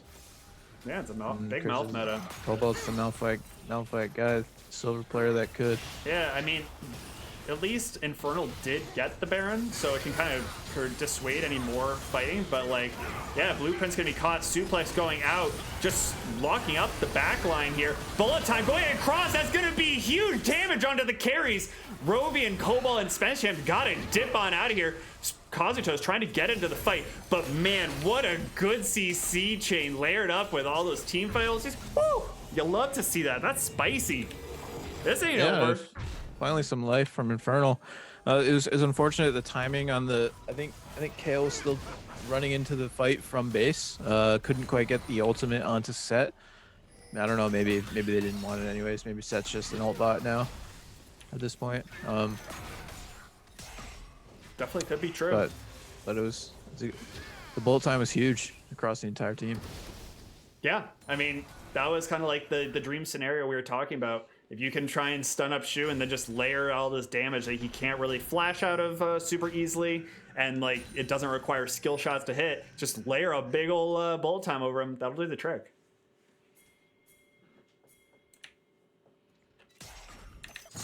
Ooh, I smell something cooking in the kitchen. I have no idea what it is, but I bet it's delicious. We're getting really low on groceries, so that's where I'm at right now. I'm hungry. You know who else is hungry? Infernal. Get some groceries. Ooh, I do need some groceries. Just get some groceries, 5-head. Duh. Kazuto just really trying to tickle this Malphite. But Blueprint maybe trying to defend this tower. I don't know if this is the tower you want to defend. Valib's here too. You just want to dip on out of here. Your goal here as Infernal is lose the bare minimum. You're probably not in a position where you can really push your advantages yet, but you just want to keep on. Oh, here we go. Action here in the bot lane. They're trying to get a play on to Cobalt. Cobalt does not have the unstoppable force. He's gonna damage is gonna be ticking, and that's gonna be another shutdown gold going on to Fat Super Dude. 4-0-2 with this misfortune. But meanwhile, up in top lane, we're gonna see Blueprint getting ripped to shreds by Shu and Valib. There's just not much he can do here. You just need to not be here. But here comes the yeah, they're gonna just try and base race a little bit. I don't know if you're gonna win this base race. Maybe they do. I guess they're not really. They have Kale still up in that top lane, just absorbing all those resources. Level 15 for Kale, almost at the point where she's that big scary monster. So, I mean, your inhibitor tower, I mean, you have most of your inhibitor and your base intact. So, like, if you're Infernal, you're feeling okay. You're getting there. Yeah. Probably okay for about another 2 minutes until these two objectives come up. Then you gotta clench and figure out which one to go for again. I don't know if it was the right answer last time, but going for the Baron, but we'll see this time. Yeah, I mean, they didn't win the game off getting Soul, so maybe you do just win off of having Elder Dragon. Like, if you have a Kale with Elder Dragon, holy shit, that is damage. That is big damage. Especially once she hits level 16, which she's edging on. But, yeah, I mean, this is an uphill battle for Infernal, but this is definitely not over. 1K Goldie. They've actually made progress. They're making good progress here. It was 2K, now it's 1K. It's actually still like 2K. Just kidding. It's nice when there's no Orns in the game. You don't have to do that sneaky Orn math. Yeah, and it's just nice when he's not in the game. Yeah, I mean, you said it, not me. Nullark, we're sorry. We I know did. It's your favorite. Frick tanks, dude. All right, here we go. Here is the pause. at the 26-minute mark. At this point, Gromp had won the last game, so improvement. This is already big improvement coming out from Infernal, trying to play this scaling game so far. Having a mixed success, but these team fights, I mean, it's going in favor, kinda. It's back and forth. It's a slog. Kind of a bit messy. What are you feeling on this? How are you? You getting nervous? Getting nervous for Gromp? Getting nervous for Infernal? I don't know. I'm nervous for the Gromp comp is strong. The Malphite of Mumu. That Misfortune's really gotta stay protected. Ooh, god damn! It's playing with me. Yeah, that was a getting tease some right blue there. balls at this point. Just stop and go. I can't do that for too much longer. But I want to see Kale really pour out some damage here. I mean, right? Yeah, it feels like we've been. Speaking of blue balls, I'm ready. It's level 16. Come on, let's get it. Oh yeah. It's time. We're ready for it. We've been talking about it all game, and it doesn't feel like we've seen a ton of Kazuto action, but it's his time to shine. He bit the bullet for 27 minutes and kind of played a not super sick champion, but now his champion's the best. Okay, it's time to do it, Kazuto. Take it to him. Yep. This is what Infernal put all the eggs in the Kazuto basket. So let's see if those eggs are any good. Maybe there's no cracked shells, none of that nonsense. Trying to get a little bit of damage onto Vala, but it's going to be very difficult to do. Just take off your helmet. Oh, I guess the icon of Kale doesn't take off her helmet yet, but her Still 15. Can you see experience anywhere? I don't think you can, right? Yeah, you can. It's that little purple bar when you click on them. Oh, there it is. Yeah. Yeah. Okay. Ooh, here we go. Okay, there. Valop's going to be catching out Sable, though. Curse of the Sad Mummy onto 2. Kazuto trying to do something on the flank, but he's just going to get instantly blown up. This is not the fight Infernal wanted. Oh, it's gonna be down for Elder too. I mean, is Sable maybe trying to go for that long con? Go for the second Elder? I think second Elder might be the play now. Maybe. So, with that, Kazuto is not going to be able to do anything super cool yet. Everyone else is probably pretty annoyed at Sable, being like, "Come on, man! I want to be able to fight my fight, do that good front to back, and not have to worry about Vala destroying me." So, Kale gonna be level 16. Gromp gonna pick up this Elder Dragon. This is a terrifying prospect. You have someone like Brand, you have Mumu, all these like really strong threats that can just keep on applying damage and keep on applying this Elder Dragon passive. So, scary times for the Infernal lineup. This is definitely not their last chance, though. If they do take an L here, they do go to the losers bracket, which will be broadcasting right after this between Raptors and the loser of this series. But yeah, all the objectives look like they're just going up Gromp. Second Baron going to be going over to them. Kale's level 16. Now it's time to see if you've hemorrhaged too much or if you're in good shape. Current objective: survive. At this point, you just gotta win. I mean, you gotta start winning at some point. I think the only way you're surviving is if you're winning. Great baby cage denying. They're not winning any fight for a few minutes at least. No, I don't think so, unless they got some kind of miracle ult. But they just need to watch out for this unstoppable force. They have done a terrible job playing around it so far. So don't group up, or else you're just gonna lose that team fight. Kazuto has the right idea here, kind of staying off to the side. Has that spell shield. I'm trying not to get popped, but all these inhibitors are just going up Gromp, throwing out the bandage toss. Valve is gonna miss on that one. Just trying to wait this out as long as they Luckily, can. the waves are in decent spots for Infernal. The bot wave's nowhere even close to being able to be pushed, so that's all right. Yeah, not We'll bad. stay at 2 inhibitors for now. The final we death at? march hasn't happened yet, so we're still chilling. Let's see Elder Timer on them. Guess I can't see it. Yeah, we cannot see that, but It's probably about half, right? yeah, it's Elder goes pretty quick. It's honestly probably a little bit more than half at this point because they went to go do Baron. So it looks like they're trying to make that march down mid. Maybe just try and force a fight while they have it. Yep. So this is it. This is the time. This is the time to be alive. Kazuto notably getting that spell shield popped right before this skirmish here by Shu. is level 16. Is level 16. What do you do? Flash forward by Valib, gonna miss, go wide.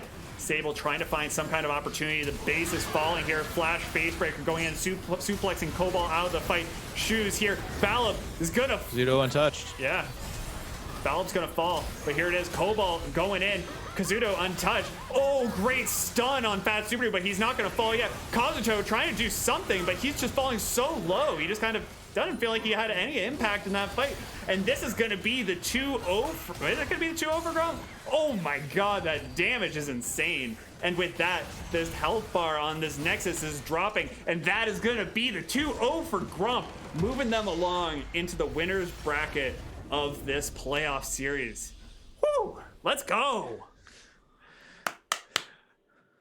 Yeah, Yep, so like and the League of Tanks is here, man.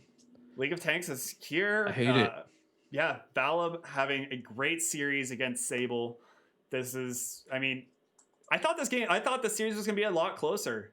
It felt like Infernal didn't really have the right draft plan in game 1. Game 2 looked a lot more promising, but Cobalt had some insane engages on some of those fights that just kind of helped keep that gold lead to be a real threat, and just felt like Kazuto could never safely get into these fights to do any kind of damage on the Kale.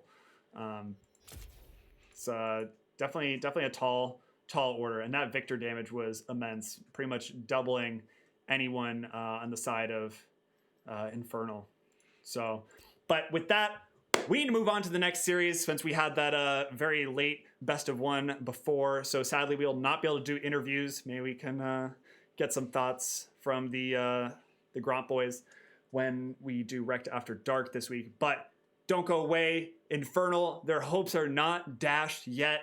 We still have Raptors versus Infernal coming up now. So please don't go away while we set up for that game. Let's go! Hell yeah.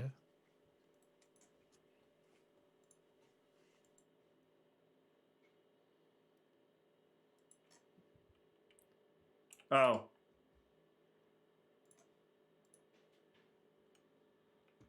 Just kidding. Hit him with a JK. JK, I don't actually know time. Yeah, we still have an hour. We got an hour to talk to them. Let's Yeah, go. JK. Hey, Big we're JK. back. We're back like we never left. Don't go away. I was right with Just- that one. Just testing you guys, you folks. Yeah. We gotta talk to Cobalt. Cobalt was insane there. Yeah. Sorry. Hey, what's up? Thank you. Got some dinner. So that's what I got to look forward to in this next hour. Nice. But yeah, I think we gotta talk to Cobalt and We get a little Spence in there or a something little, too. little Cobalt Spency. Big Some of damage the nice boys. I'm Put on really the vibing with damage that. pants. Damage pants for 2 games. Yeah, I'm big vibing with that. If we want to hop into Discord real quick.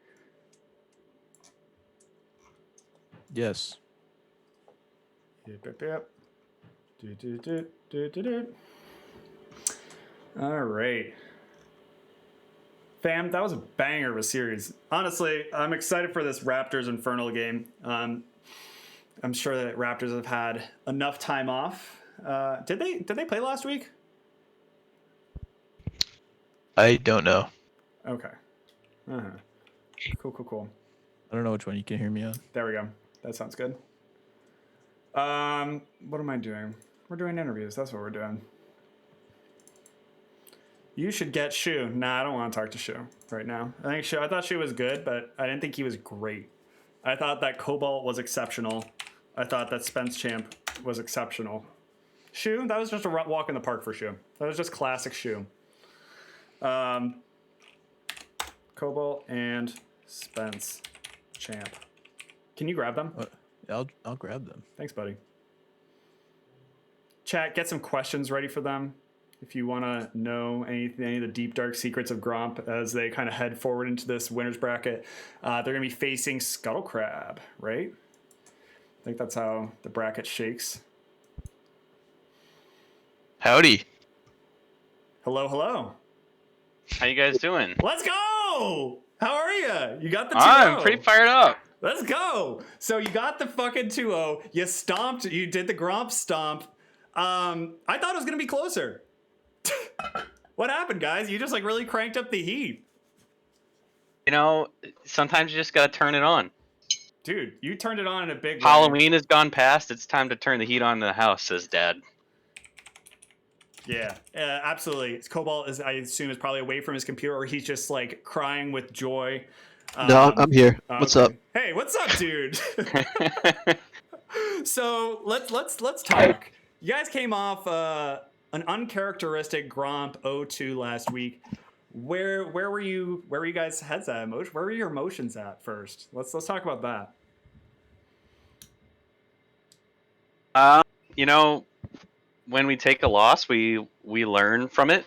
We look at it and we take away the things that we need to take away, and the stuff that gets you down and tilted, you shrug that off, and then you grind for the next matchup. Hell yeah. And it looks like you guys did a quite a fair bit of grinding there to be able to get to this point. Obviously, playoffs with the big shakeup of new items requires a lot more grinding than usual. What was your, I guess, aside from just getting to know the patch, what were some of the things and takeaways from that Bramble game that you wanted to kind of put forward as you go into playoffs? Chris, you got anything on this one? Can you repeat the question? No, I'm kidding. I think a lot of it was dealing with early aggression, especially with Team Brambleback. That's something they're pretty well known for, and something that Infernal does really well. So we knew that that was an area that we needed to work on, certainly if we're going to be going into playoffs against Infernal. Mm-hmm. So we looked at and addressed and assessed, the mishaps and the downfalls of our Bramble series in terms of falling incredibly behind early, and figured out how to stymie that and ease it until we hit our spikes. Yeah, I mean, it looks like you guys did a really good job, and I was nervous in that game one that it felt like there might have been too much scaling, just because it felt similar to maybe what happened against Bramble. Bramble obviously plays a bit more higher tempo than what Infernal was really dishing out. But what were some of the picks that you're really concerned about going into this week on this patch? Nothing we were terribly concerned about. There was things we were aware of, and we kind of had plans and ideas for what to do in certain scenarios, if that makes sense. Sure.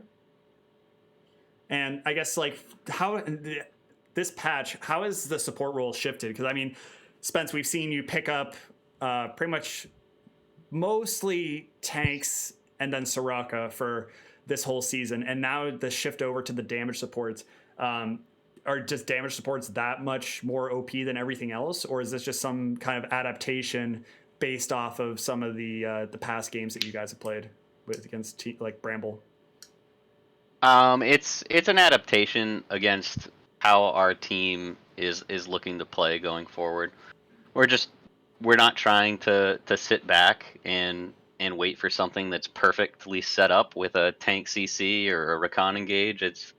It gives us a little more agency in lane than a tank or an enchanter support, but they're strong. I'm not gonna lie, damage supports are strong right now. Yeah, I mean, it definitely paid off. Like in that game one, able to kind of turn around that Sable gank. I mean, able to at least like stave it off and just like not have that scenario where I think if you're on a different champion, I don't think you would have been able to kind of shrug it off and then be able to turn it around so early and pick up those kills. That's definitely a good adaptation, especially just because like those, that damage coming out of Brand and Zyra, it's insane. I mean, Cobalt definitely felt like a throwback to the old Season 2 Ocean with Cobalt support special. Yeah, definitely. Yeah. So how you guys feeling? Oh, go for it. Oh. Get it. I've already forgot about this series. You guys are coming up against Scuttle Crab next week. How you feeling about that? First thoughts. Big bad Scuttle Crab. Be a good game. It'll be a battle. That's it. It'll be a battle. Okay. I mean, look at the playoff standings as they lie. Jungle versus River. We'll see what happens. Yeah, well, we'll definitely have to see.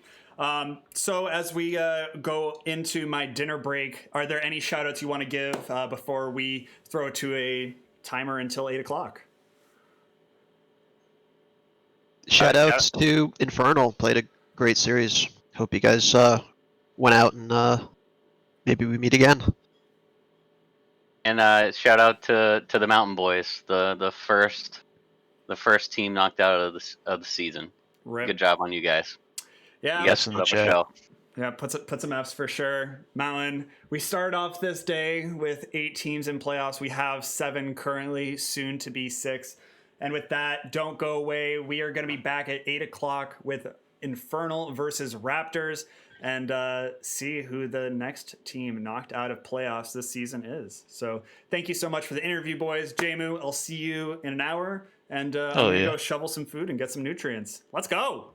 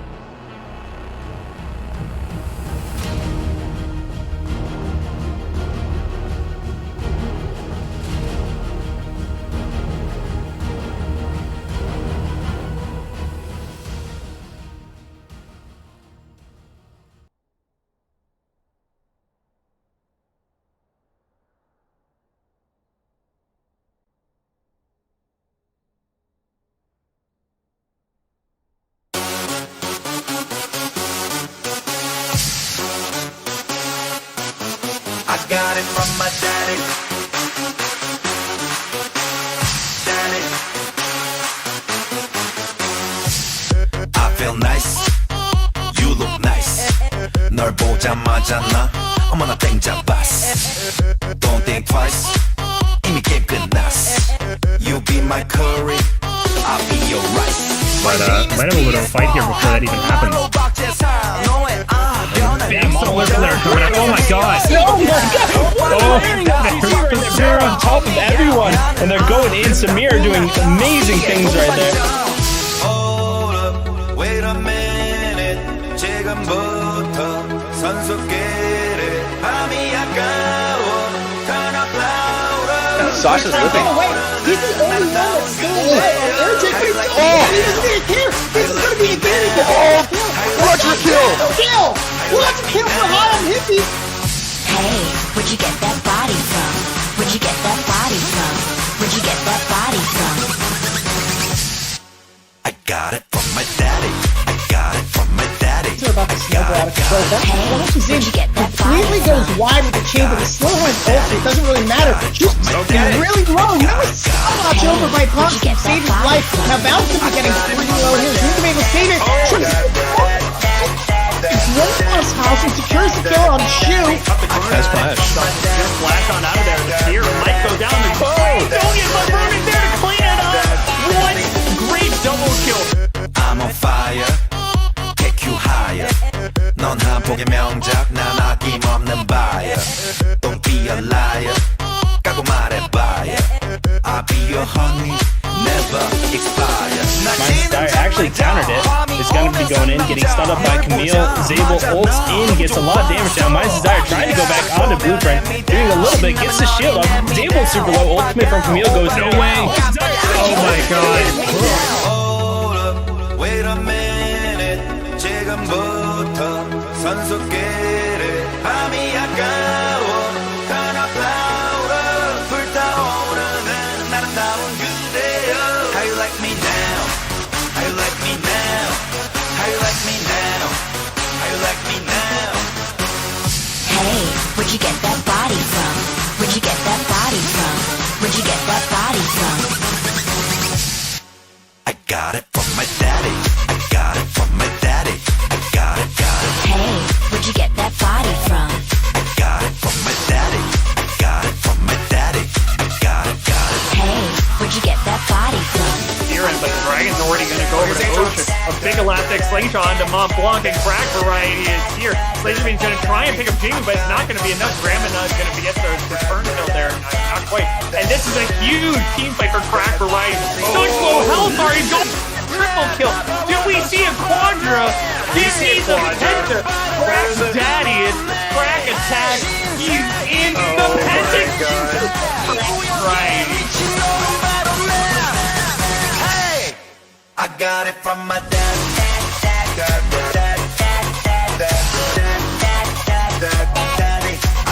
from my daddy.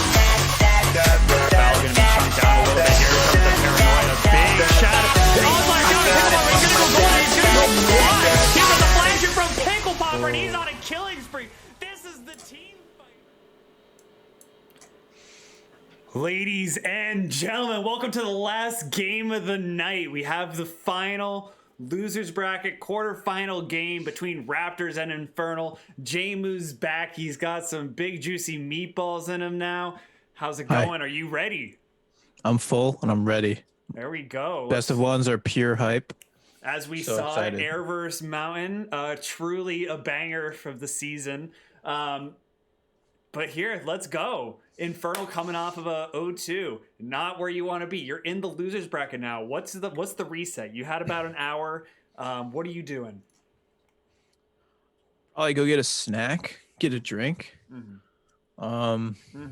Just do something else. Just really just forget that even happened. Get some amnesia, some mental forgetting. I do that all the time, even when I don't lose, which is not often, but those are the things you got to do. You got to forget. That game didn't happen. You got a path. You still have a path. The path is there. You can see the light at the end of the tunnel. There's a mug there. Preach it.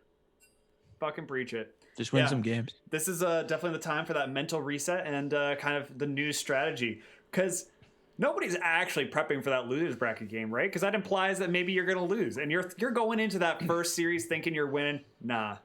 No, you're not. Not today. You're going down to that losers bracket game, and now we're here for the hype best of one of Infernal versus Raptors. So, what lane matchup are you most excited about, and where do you think like the most action will be? I mean, it feels like traditionally it's just been around Rune and Pogs, the Rune Pog show, and then Charismatic kind of comes in from time to time and like looks cute.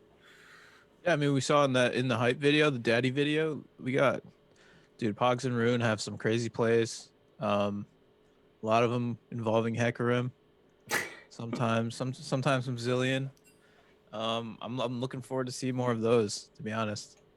Yeah, I'm super excited, and like we don't have a ton of Zoe players, but Pogs is a for fun Zoe player, and definitely a for fun player in general. And I know that's a big trigger word for the Raptors fam. So like maybe they've gotten Pogs to get a little more serious, but I certainly hope not. But yeah, love for fun gaming. Yeah, we're big for fun gamers here, because at the end of the day, this is supposed to be pretty fun. That's the idea. But yeah, I mean, let's take a quick look at some of the mid lane stats here we have, just because I think that this will probably be one of the biggest pivot lanes between Pogs and Blueprint as we kind of get into Champ Select also. Infernal going to be on the blue side, but we have Pogs, who just like is a big part of like all the kills on the team. Actually, really both the players are. They have a huge impact just everywhere on the map. And Pogs, if he gets that Zoe, it seems like that they've been solved with some bans to the Zoe Hecarim, and then that has done the trick. But now let's find out in draft what's gonna happen in Infernal vs Raptors. We got the Senna ban and the Leona ban. Let's get it. Leona's been sick. I've been playing a little bit of support, just trying to get my feet wet in the role. Leona's so easy mode. You never take any damage. It's insane. Yeah, that champion, big free. But ooh, Fair ban. Taking the Senna and Diana away. You know what that means? I expect a Hecarim first pick or a Zoe ban. Or both. I don't know. Maybe that's my hot take. Chaz getting hypey on this possible Amumu getting through again. Oh, man. There it is. Nope, not today. All right. Infernal a bit triggered. Simmer down there. Yep. Simmer down there, chat. They did it. That means at least one of the Raptors power pick is still up. And I mean, Infernal, they've got a lot to choose from here with this first pick. But where do you think it's going to go?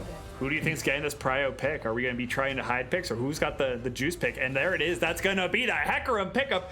Rune, I'm sorry, dude. You can't be that good on a champion and not expect to be banned or picked every single time. Yeah, but I mean, you get the Zoe, right? And maybe pick up like a Rune's been playing Lilia. I don't know how Lilia is on the new. Yeah, Rune's a big hoof fam. Big hoof fam. Ooh, but we're gonna see the Kayn. Ooh. I've heard real good things about Kayn right now. I think that Kayn's pretty sick. So I don't know. I don't really like playing Kayn, so I don't play it myself. But I've heard good things about it. Kayn's very fluid. You go blue Kayn, you're just gliding all over the place. Yeah.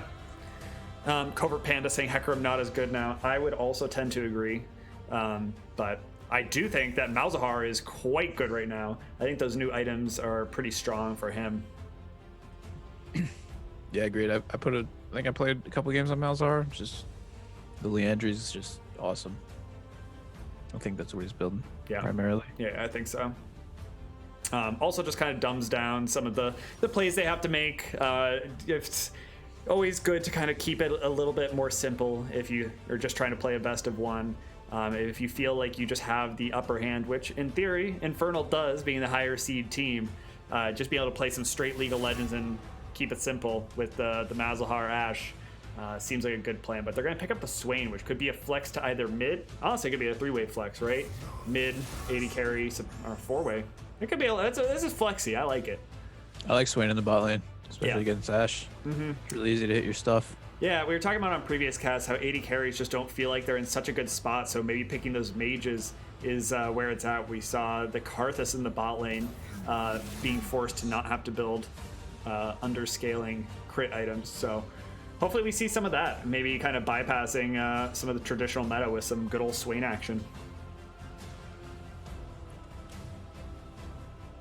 But yeah, I don't know how I feel about the Enchanter pickup with Nami. I mean, we know that Emily has a rather small champion pool, really only favoring Enchanters, but I don't know if this is really a big Enchanter meta currently.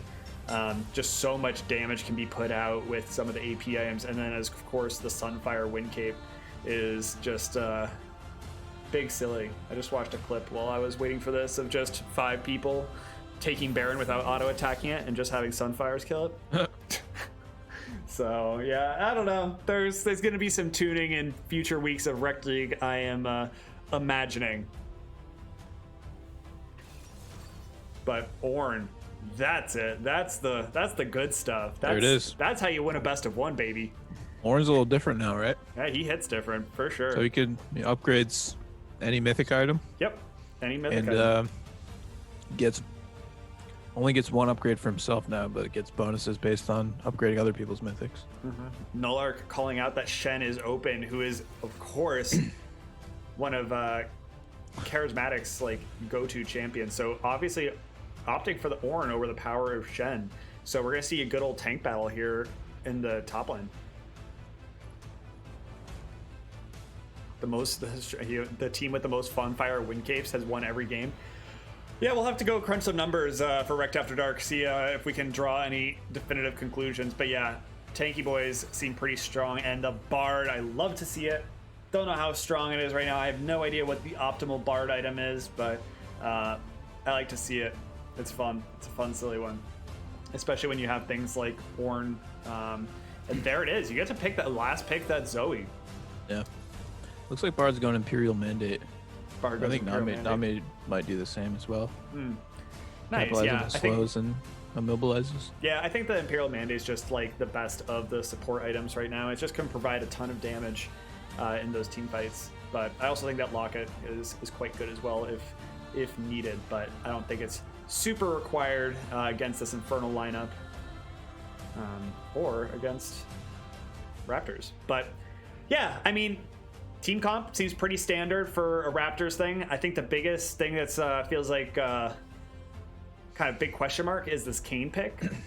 When we do see Rune not on Hecarim, Raptors just does not seem to succeed quite as hard, but maybe picking up one of these top tier jungle picks currently can help kind of ease that transition to a different champion. But in terms of like mid game, late game, I would probably hand this one over to Infernal just in terms of traditional like team fight strength, but you just always have to factor in the Ornn having that team fight. There's that big team fight impact. Being able to start fights whenever with the Ornn Horn can be a big deal. Yeah, but I think if played correctly, the Swain can really take over against Ashe. It's I don't know how often we've seen Swain bottom in the Rec League, but it kind of slaps. Yeah, I hard agree, and especially when there's no other tank on the opposite side. Like Bard doesn't have a super easy lane against Swain, just because you can get rooted up pretty easily. So yeah, I don't know if they can kind of make some action happen in that bot lane early, then it's gonna be really hard for this Raptors squad to kind of, or this Infernal squad to kind of get back into the game. But Fat Super Dude coming off of a really good game in that most previous game against Gromp on the MF, but opting for the Ashe this time. But taking a quick look at the stats here between the two bot lane players, I won't even call them 80 carry players because we get to see some Swain.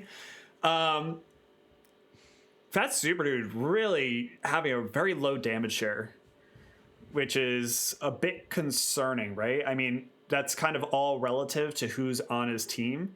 Kazuto makes up like 33% of the damage profile traditionally, with Blueprint also making up another 30. But usually you just want to have that more even damage spread, because if one of your mid laner or top laners does fall behind, then like a lot of the weight does fall onto you. Whereas like Trustiest Karma taking up about a fifth of that damage percent, you're feeling pretty good about that. But in general, both these 80 carries have had like a pretty middling season. I don't think there's anything crazy in saying that it wasn't anything like it wasn't like the most standout. But you know what? They also had some really good plays. So I think this is like a really good opportunity for these like equally matched players, or what feels pretty evenly matched, to kind of like stand apart from the rest of the pack of kind of like that like tier level of AD carry player. Yeah, if you're gonna pick a game to go off, this is gonna be the one. Yeah, dude, this is like it's all on the line. This is it. Super exciting. I love the best of ones. Yeah, best of ones are big spice. Gives you that fighting chance to stay alive. Get some hype moments in here, and I mean, that Air Mountain game really delivered. But yeah, so just talking a little bit more about this jungle matchup, since, I mean, we're not going to get another game 2, so we might as well blow all our graphics in one spot. Sable versus Rune. Sable didn't really have quite the impact that he wanted to in his game against Gromp. Definitely looking to have a different impact here. But Rune is just such a big force for the side of Raptors with 70% of that kill participation. Just it feels like between Rune and Pogs, so much of the game just revolves around them and their ability to kind of outplay the other mid-jungle duo. Yeah, and you see a little bump up early on Rune there. He likes to get a little head start, get things going early. Oh, yeah. Yep. See if you could do that. Yeah, here. and then from there, like traditionally, Pogs or Charismatic will take over the game. But yeah, I mean, a lot of it's off the back of really good plays by Rune. But fam, we're getting into game, the last series of the night. One of these teams will be going home for the season, and one will be moving on into the losers bracket for a deeper run. Let's get some hype. Let's get it.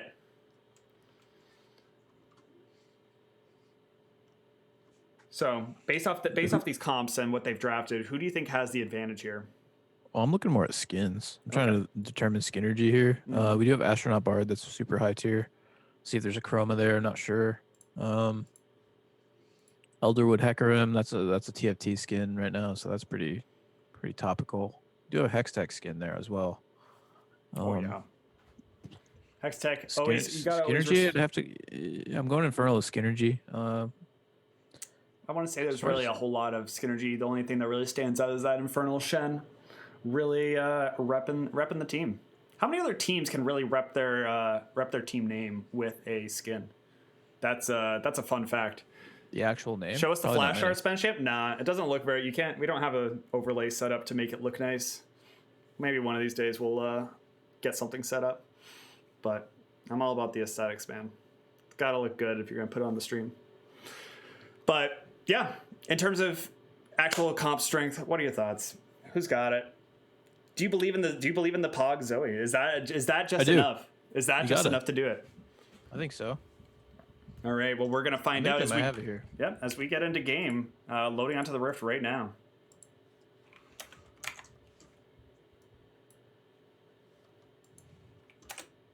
Let's get it. Game number 1 and the only game. Raptors versus Infernal. Loser of this gets knocked out, says goodbye to their Rect League season. Winner moves on. Do you see any level 1 action? Is it gonna happen? If you have Bard, I always say go in. Just do it. I mean, I like to invade every game always, so I got to be talked down sometimes. I don't know, man. No, but don't let anyone be the spit in your face. You want the people that are the wind of your back. Ooh. Here we go. The flash forward from Kazuto. Definitely a little aggressive there. A lot of pings going down. Shit ton of missing pings. Kazuto going to be tanking some damage here. Going to trade it right onto Rune there. A little bit of a bait, but that's a bit of an oof. Yeah, trying to make a point at his missed flash taunt there. And gave Kane a little bit of Orby boys to get closer to that evolve for free. Yeah, I mean, I like the energy, I like the passion, but yeah, that it just wasn't there. That wasn't it. But do you think that I mean, I don't think that Kane's really gonna be able to punish it too hard, but I bet Charismatic. I mean, Charismatic versus or Ornn versus Shen in general, it feels like a pretty 50-50 matchup, just more skill based. So I'm wondering how this will go and whether or not Charismatic can really actually make something of that burn flash early. But as we start off the game, bot side start for both junglers. Nothing too crazy, nothing too out of the ordinary. They're going to match each other here. And as we kind of traverse this early game, where do you expect to see the most action? My bet is in this bot lane, actually. Yeah, I'm assuming jungle pressure might be mid lane, maybe. Try and get Pogs going. Or shut Pogs down if you're Infernal, but straight up 2v2, I imagine Swain's gonna try to get some yoinks, as many as possible. Oh yeah. Yep, some big yoink energy. Yep, and there they go. They have that level 2 early. And just kind of able to zone them out a little bit. Pretty wide yoink there, but a nice little bubble yoinking, and that is so much damage on the fat super dude. That feels oppressive. Holy hell, that damage. And meanwhile, up in the top lane, Charismatic's already falling low, able to get that grass prop, but chugging potions to try and save his life here. Hopefully to maybe have Rune in the back pocket. But yeah, definitely a scrappy game this early. You like to see that. We like that kind of action. It's absolutely pouring outside here. Ooh, yeah, I got some thunderstorm warnings on the phone. Here comes Rune though. Rune trying to make great knockup coming through this wall too. No flash on Kazuto. Keep that in mind. This is gonna be some big damage. All Charismatic has to do is not die. And here it is. This is a lot of damage. One more auto attack is gonna do it. Can you do it? Get it! There it is. First blood going on to Rune. He's gonna get a little bit of HP back going over the wall. Sable cannot follow. Does not have his flash available.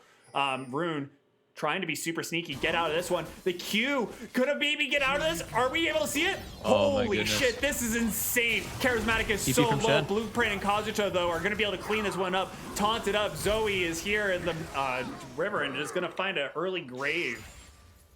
Oh, jeez. That was wild. This is the kind of action we like. I think Raptors, they were trying to get their boy out. Probably could have just left him be. I think he had his walk-through wall, whatever that's called, shadow step, something like that. Yeah. Coming up soon. Probably didn't need to hang out there with being that low health, but they did, and they paid for it. Yeah, they definitely did pay for it. I mean, I don't think it's really too crippling one way or the other, but you know what? I appreciate the energy. Charismatic has left the game. I think he's just over it. He's reconnected.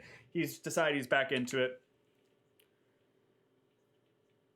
Looks like an R coming out from Infernal as we figure out what's going on with Charismatic's internet. Hopefully it's not some of that rain and nothing permanent. And there we are. We're back into it. Let's go.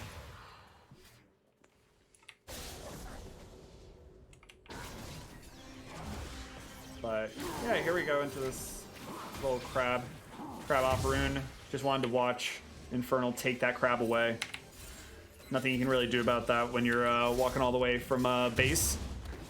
Yeah, the bot lane had good priority. Maybe would have liked to see them take a walk up, try to help secure that crab. Yeah, I mean they have. It depends on if they even really knew what was going on in the first place. So they saw it at the very end there. But Charismatic leading the game once more. I expect a pause to come out. He has reconnected again. I hope this is not the case of this entire game, because that'd be no bueno. No bueno indeed. But first dragon is going to be Ocean, which means we're not going to see an Ocean Soul. Who do you think has the prio on this Drake? I think it's got to be. I think it's still Raptors. I mean, they took an L on top side there, but the Swain's just got the shove in, and will continue to do so for a while. Bot lane should be stuck under their turret for the majority of this early laning phase. Yeah, I would definitely agree with that. Swain feels like one of those picks you can really leverage to kind of get that early dragon pressure. But although they probably do want to let Infernal push out a little bit to try to get some kill pressure, because that's kind of, well, it's not the point, but it's. Ooh, here we go, little root here onto Fat Super Dude, and the combo going down, flashing away. And yeah, just as you were saying, the pressure for this bot lane looking ferocious. Just so much more action compared to what we are seeing them being put up against last game. Actually, that's not even true. We saw some pretty aggressive stuff from Gromp, so I'll bite my tongue on that one. Consider it bitten. Bitten, yeah. Dude, I'm big tongue biter. Bited. Dude, I bit off a part of my tongue when I was jumping off of a swing when I was 4. Just like got a nice little chunk off, but tongues regenerate so well. That's like that's their shtick. Tongue tech. Yeah, tongue tech. Oh jeez. But yeah, I don't know. Here we are. Charismatic kind of getting this has this early level advantage to hit 6 first, able to kind of push in. I mean, I think everyone's kind of okay with this little bit of farm state for right now until we get to these scrappy team fights, because it feels like once Raptor starts making plays, they don't really stop. But Sable maybe trying to make something happen here onto Charismatic. Here we go. Here comes the maybe thought about making a charge. Wanted to take a run at the man Charismatic himself. Thought better of it, as well you should. Charismatic's not someone you don't fuck with him. Don't mess around with that dude.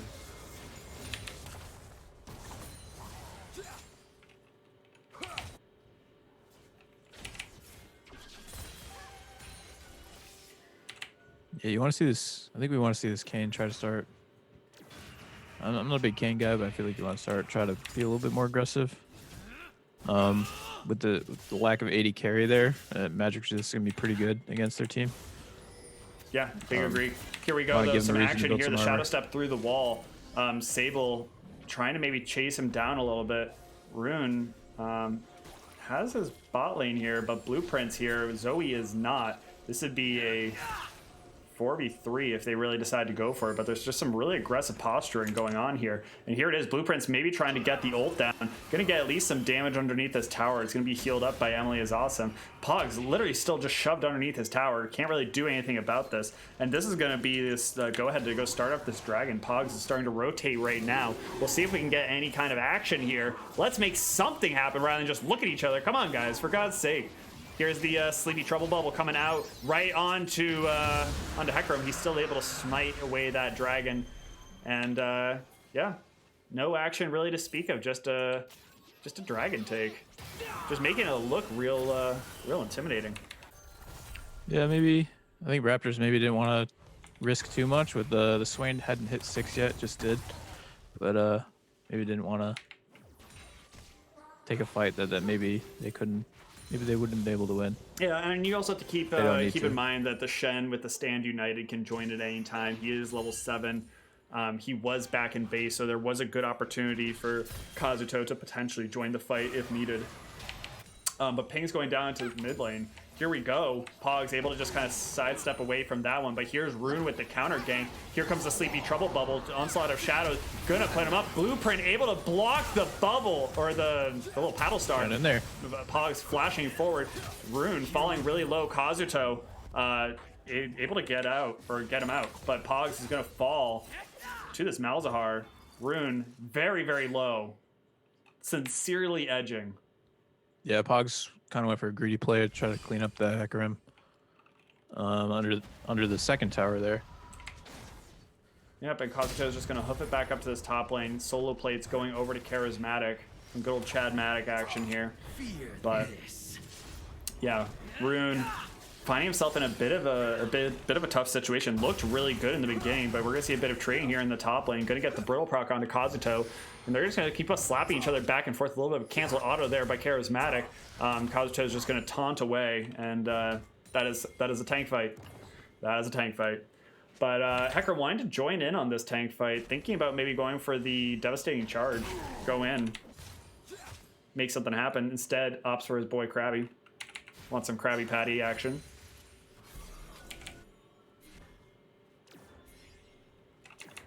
But Sable pinging out onto Pogs, but I don't think they're going to really make anything happen here. Going to Sleepy Trouble Bubble the cannon minion. Farm that right up. Look at that. That's great.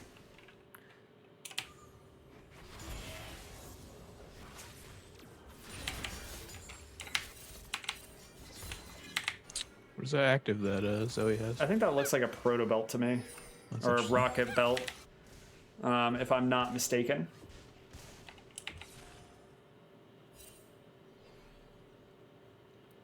But we got the Leeching Leer onto Trustiest Karma. I feel like Charismatic's gonna have left the game. Teleport coming in. Oh, that feels bad. Wait, that's gonna be a double teleport. Holy shit.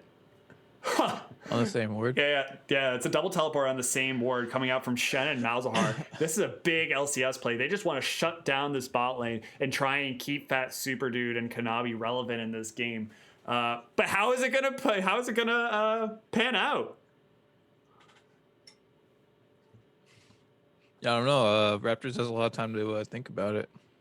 I guess if Charismatic's having a hard time connecting. I know, and we have so much good setup here. We have the Bartle, we have the Ash Arrows, potential setups on top of this, just kind of hold people in place. Yeah, Rune is here for the counter, but at this point, before Rune kind of gets that transformation, not 100% the strongest duelist here, but if we can get to the point where Rune is able to pick up that red cane, which I'd imagine is probably just the optimal cane for this scenario, then we can really have some scrappy team fights and a lot of drain tanks and just tanky fellows on the side of Raptors. But yeah, I mean, looks like Trustiest Karma from this scenario is in prime spot for an Enchanted Crystal Arrow. So maybe Emily is Awesome can dip and Trustiest Karma can, clench. Yeah, I mean, Swain ult should keep him alive for a little bit. Warren does have TP as well. Could maybe get down there. Yeah, maybe the internet permitting. Yeah, definitely has a lot of time to think about this play as it's about to happen. So here it is. Here's the Ash Arrow. Oh, my computer stalled a little bit. Here comes the teleport, but they didn't. Here it is. Everyone's teleporting in. Here comes the big action. Swain's going golden. The Bartle's going to be going across. Here comes the Orange Horn. Swain in the middle of everything is doing so much damage. It's going to shut down the Malzahar. Great knockup by Charismatic. Rune is able to get so many little orb things. He's feeling real good about himself now. And this is a huge Raptor win.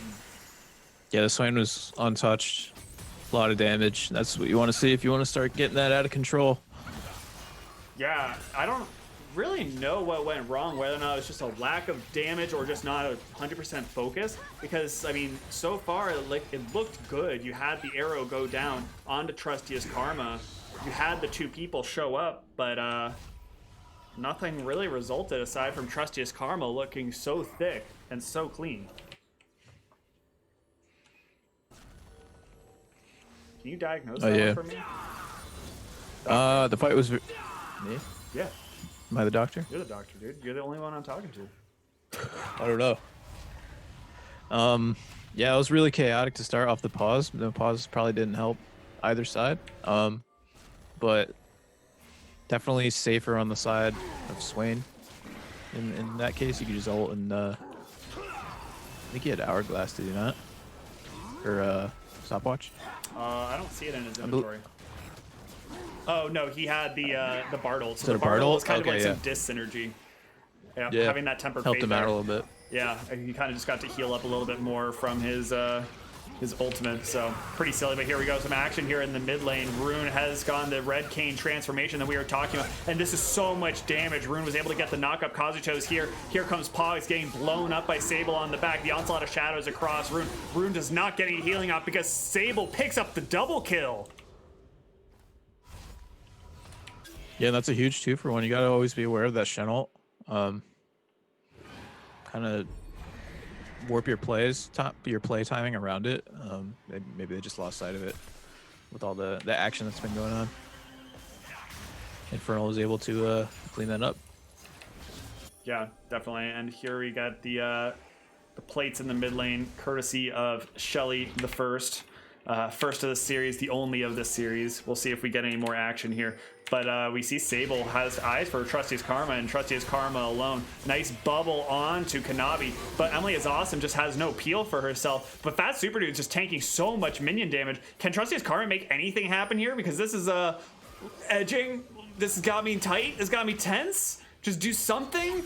Oh man, I'm frustrated. I'm frustrated. Yeah. Oh, but getting pushed into the tower with a devastating charge. Here comes the Tempered Fate, going to be stopping Rune from coming in.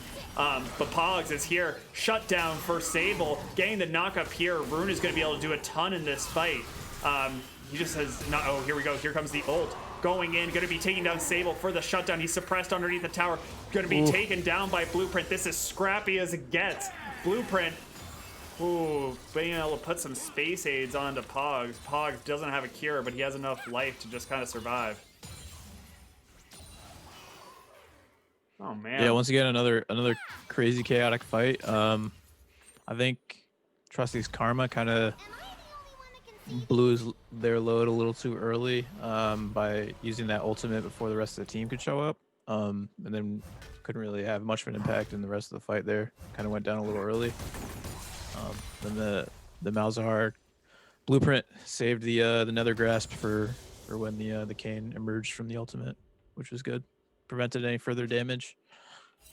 Yeah, that was super well played. All the meanwhile, Charismatic's just farming up in the top lane, and as we all know, Sunfire Wind Cape, or Sun Wing Fire Sun Cape, I don't know what it is. Anyways, two of them Something on the about side Aegis. of Infernal, but here we go. Some maybe thought about having some action here in the bot lane. Trusty's Karma maybe a little bit out of position, but Rune's going to be in the thick of it. There's going to be the onslaught of shadows onto Rune. Rune going forward. Great flash by Sable, getting cheeky with it. Nice little outplay there. Arrow's going to go wide. Sable's on the hunt. He wants some more. Maybe he wants... he'll take everything in this jungle.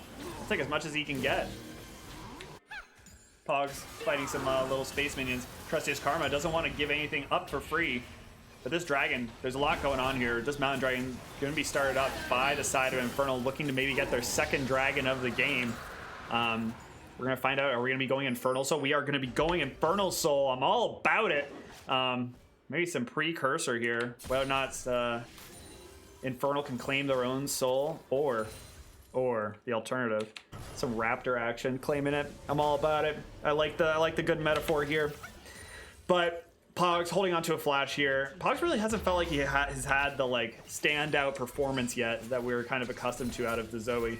Hasn't felt super impactful yet, but that might change as we kind of get some more items onto the Zoe and get into that one-shot territory. Yeah, definitely not quite there yet. Sitting at 0-3.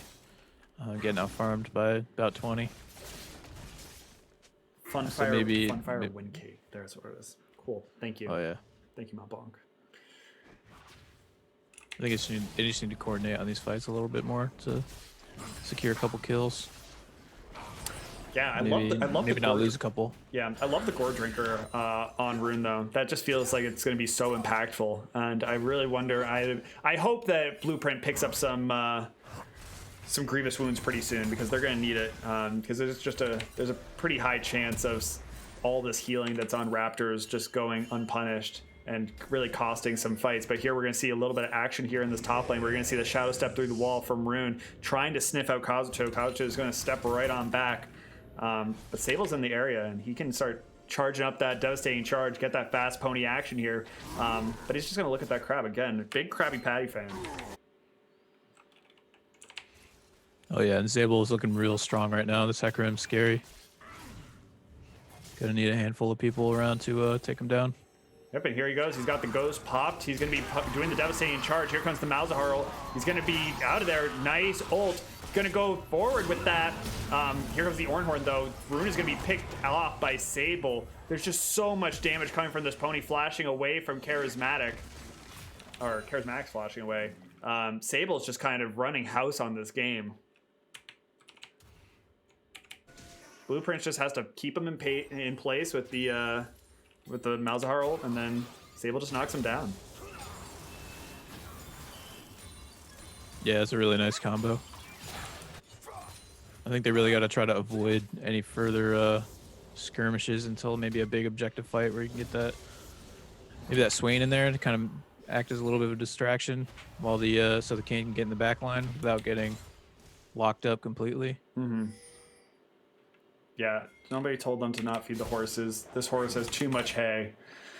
Way too much hay. This kind of feels very hard to deal with at this point. The Sunfire build onto Hecarim, I like it so much better than Triforce. Great little skirmish here up in the top lane. Charismatic falling low to Kazuto, but evening out with that tower shot, grass proc, and a little bit of disconnect action, I imagine. Charismatic putting in a pause. Yeah.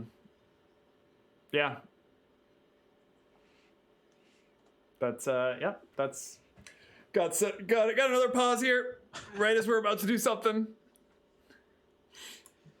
But yeah, game state, 2K gold lead for Infernal. Doesn't feel like it's out of hand yet. We're still getting to the point where Charismatic can get the Orn items onto the team and really just start closing that gold gap. I mean, 2K gold lead when you have Orn items, which are worth about 1K each, disappears pretty quickly once you hit 14. Yeah, and it looks like with this huge lead, Zabel's building a tankier build.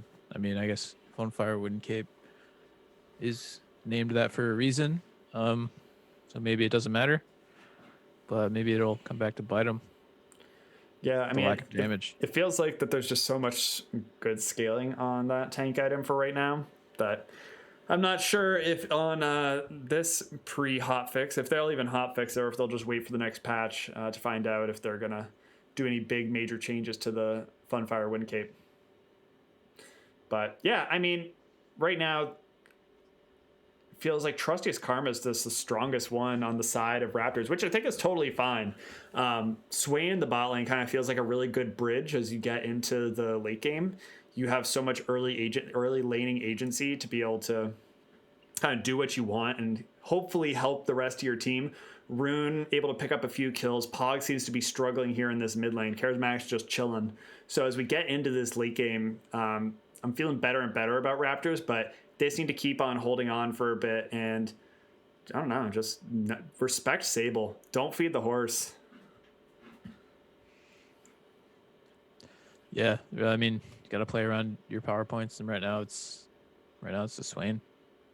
So you got a dragon coming up in 2 minutes. Farm up till then, I imagine. Oh yeah. But it looks like we're getting some R's in the chat. Pause timers ticking on down. Ready. All right. See some R's, and here we go. We're back into it. Top lane tanks are just gonna chill on out of this one. Seems like whenever we go to pause, my computer likes to just freeze frame for a hot second. Same, actually. Yeah, weird. Cool feature. What time are you at? 1904? 1903. Ooh, I'm a little ahead. That's all right. You can read Pause the for a future. couple. That doesn't matter that much. I already did. Okay. Now I'm in the past. For the present. But the Luden's Echo, or what's it going to be called? Luden's Tempest. Excuse me. Luden's Tempest can be picked up for Poggy Boy. At a certain point, Pogs is going to start really hurting, but it's not yet. Or it probably could be yet. He just doesn't have the opportunity, right? And Zoe's just one of those champions, but here we go. Sable's going to be going in with the Onslaught of Shadows, trying to get something done with Shirley here in the mix. Trustiest Karma's here, though, trying to get Sable burned down. That's so much healing, though, with the Smite. This is going to go on over to the side of Raptors. Sable's on a killing spree, though. What are you going to do? Kanabi is here, takes down Rune. Double bubble, the bubble there for Emily is awesome. And these auto attacks from Kanabi and Blueprint gonna be slamming down onto Pogs. Pogs very low, but gonna be able to get on out of there. And Baron just straight on the Baron. Just gonna go right onto it. And I don't know if there's a whole lot that Pogs with only 1 HP can really do. Emily is awesome, has no mana. This feels just like the Infernal win condition gonna be going on over there. That is a ton of damage. Kanabi's gonna take down Pogs. Kazuto asleep at the wheel, but this Baron gonna be going over to him all the same. Oh, baby.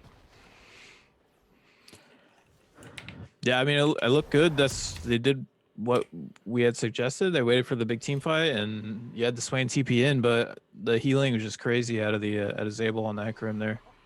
Yeah. Unfortunately, no Oblivion Orb or any sort of Grievous on the side of Raptors yet. Yep, that Spirit Visage was huge, and then also able to just like, even just that big health that he got. Ooh, here we go, knock up onto Kazuto. He has no taunt here. Great knock up, able to pop, get a little bit of damage here. But Sable's in the fray, you just don't mess with this guy. Sunfire Windcage is doing so much damage, but here, I mean, right now, Ornn is so tanky, he's hard to get through. But that's a great ultimate, just getting Trustiest Karma, setting him up to be taken down. And Zabel's just hard carrying right now. yeah, Sable doesn't like to lose too many games in a row. So Sable putting on his dancing hooves, going out for a nice night on the town after that game against Gromp. But yeah, kind of feels like Raptors are just not really coming out on top of any of these plays anymore. It's kind of hard for Pogs to exist with the Hecarim in the game. If you don't really have a ton of mobility, you just have the ability to kind of go back and forth between two spots with your ultimate. So Hecarim can just kind of sit on your face and take you to town. Yeah, it's not looking good. Still no Grievous from what I could see, unfortunately. I mean, some of them were close. I feel like if you had some healing reduction, might have been able to take down Hecarim in one of these last 3 fights, perhaps. It's just too early, unfortunately, and they're just too far behind to have that. And here we go, knock up in the top lane. But yeah, Kazuto's already level 14, has the advantage on Charismatic. Charismatic just desperately wants to hit this 14 threshold. But yeah, still a little bit of a ways off. Going to be hitting level 13 in just a moment. Here comes the Ornhorn, though. Going to be knocking up Kazuto. That's a ton of damage, but Charismatic just feels like he's getting the worst end of this trade, but Rune trying to clean it up. The Baron buff is just so hard to contest with. That was such a good ultimate by Blueprint. Rune going inside of Blueprint, sees what he can see. Great knock up there, but you are doomed. You have no more mana. And what looked like potentially a good setup just has turned into disaster for the Raptors squad. Pog's gonna be hit by the Tempered Fate from downtown. Absolutely obliterated. Kazuto can tank that tower for hours. And this is Infernal looking so strong, and Raptors crumbling in their last moments potentially. Yeah, Infernal's shown some solid mental coming off a tough 0-2. To a really solid team, and this is what you want to see. Just kind of forget that series even happened.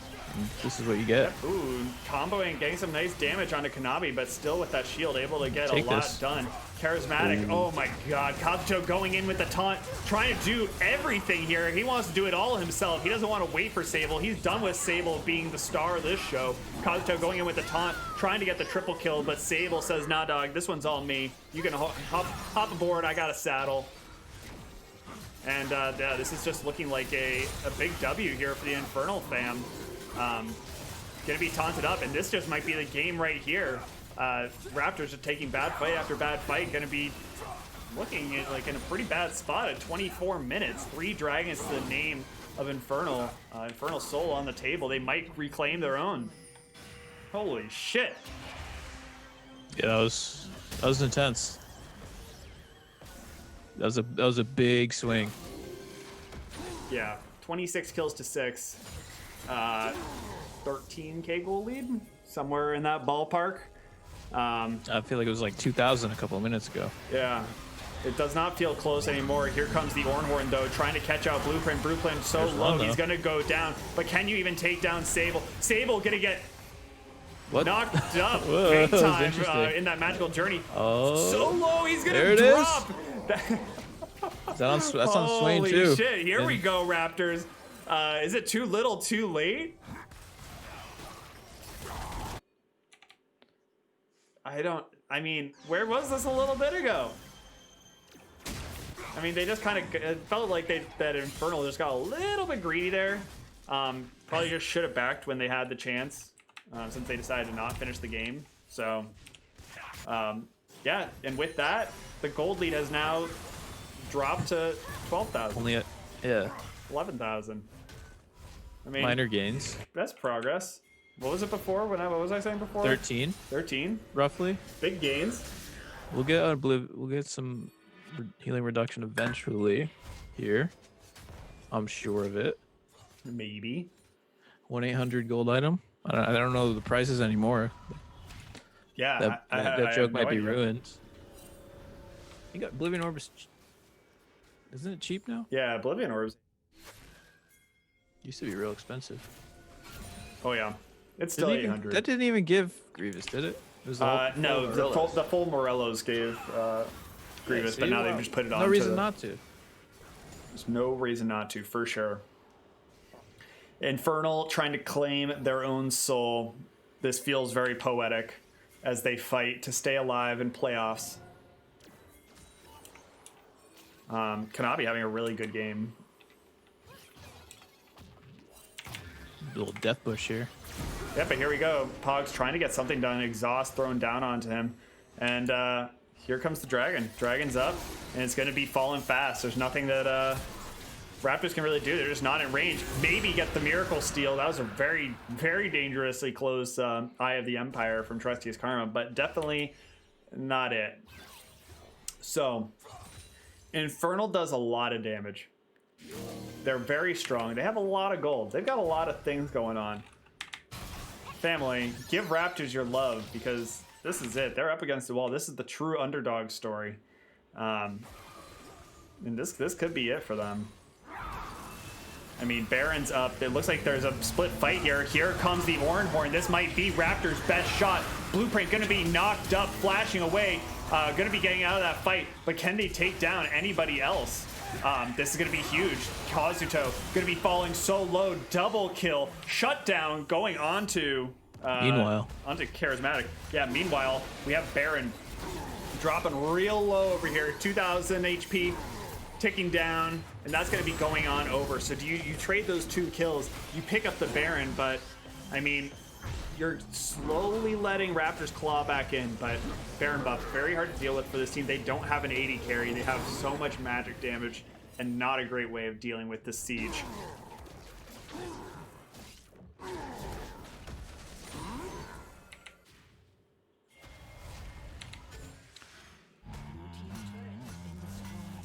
My thoughts exactly. I was gonna say my thoughts exactly. Too. Well, I was doing some deep analytics here on the builds of Shen and Hecarim, which look exactly the same. With the Merc Treads, Force of Nature, Funfire, Wind Cape. There's a lot of magic resist. Again, the Cane isn't really threatening at all, so no reason to build any further armor besides the broken item. Yeah. I mean, honestly, Rune might have been better off with a Sunfire Cape. Feels like everyone's just better off with a Sunfire Cape at this point. But Charismatic's level 15, just so this gold gap that we were talking about is now starting to shrink even more. How many Ornn items do we have on the table here? 2. Yeah, I just noticed that. Here we go. Ash Arrow going to be going down onto Swain. Tempered Fate onto Emily is awesome. That is so much damage put out on Trusty's Karma. Rune just causing a little bit of disruption here. Horn going across the team. Sable is in there. Sable's so deep. Sable's so big, so in charge. Fat Super is just laying down the deeps from behind. But dying a little bit too far into this tower, but it just doesn't seem to be enough. Everyone is just so tanky. Pogs trying to do what he can against this Sable. This big fat pony, but this pony is just too big. There we go. Kazuto oversteps. It doesn't look like the game is quite over yet, but it's definitely a tall order. But good little scrappy fight there for Raptors, trying to make something happen, trying to at least not lose. Oh, how did that not hit? That bubble felt like it was going right through Sable. Fake news. And yeah, with that, this is looking like the end of the line for Raptors. Their season is coming to an end. Infernal's going to continue going on through the losers bracket. Sleepy Sable. Okay. But here comes the last defense for Raptors. Should wait for this Swain ult. Yep, here comes a nice bubble, but that is just a lot of damage. You step too far forward and Sable just takes you to town. Sable rides you here at the Rect League. And that's gonna be it. Raptors, sayonara. Hello, Infernal. You get to keep your dreams alive. Redemption arc. Yep, time for the redemption arc. Going 0-2 to Gromp. Now it's your time to come back and try and make that comeback and meet them again. But what a really good game. I mean, 33-11. Definitely a slugfest. Oh yeah, I mean, I don't think the scoreline does the game justice. It was pretty close for a while. I mean, Infernal had an edge for a bit, but then it just turned into straight chaos for like 5 minutes straight, with a ton of kills coming out. Yes. And yeah, I mean, it looked good for Raptors for a while, but all the gold went on to the right places, which was, in this case, it just felt like Sable.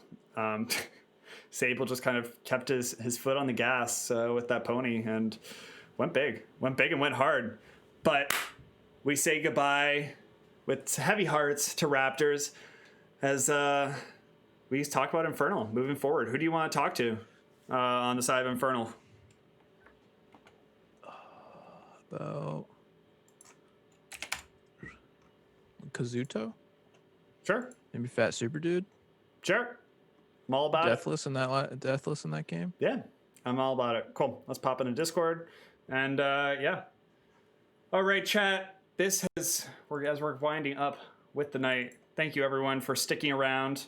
I know my throat is super sore, but we're here. We're out here doing it. Would you mind dragging them up?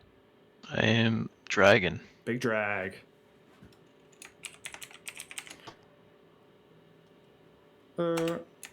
And super dude. Hello.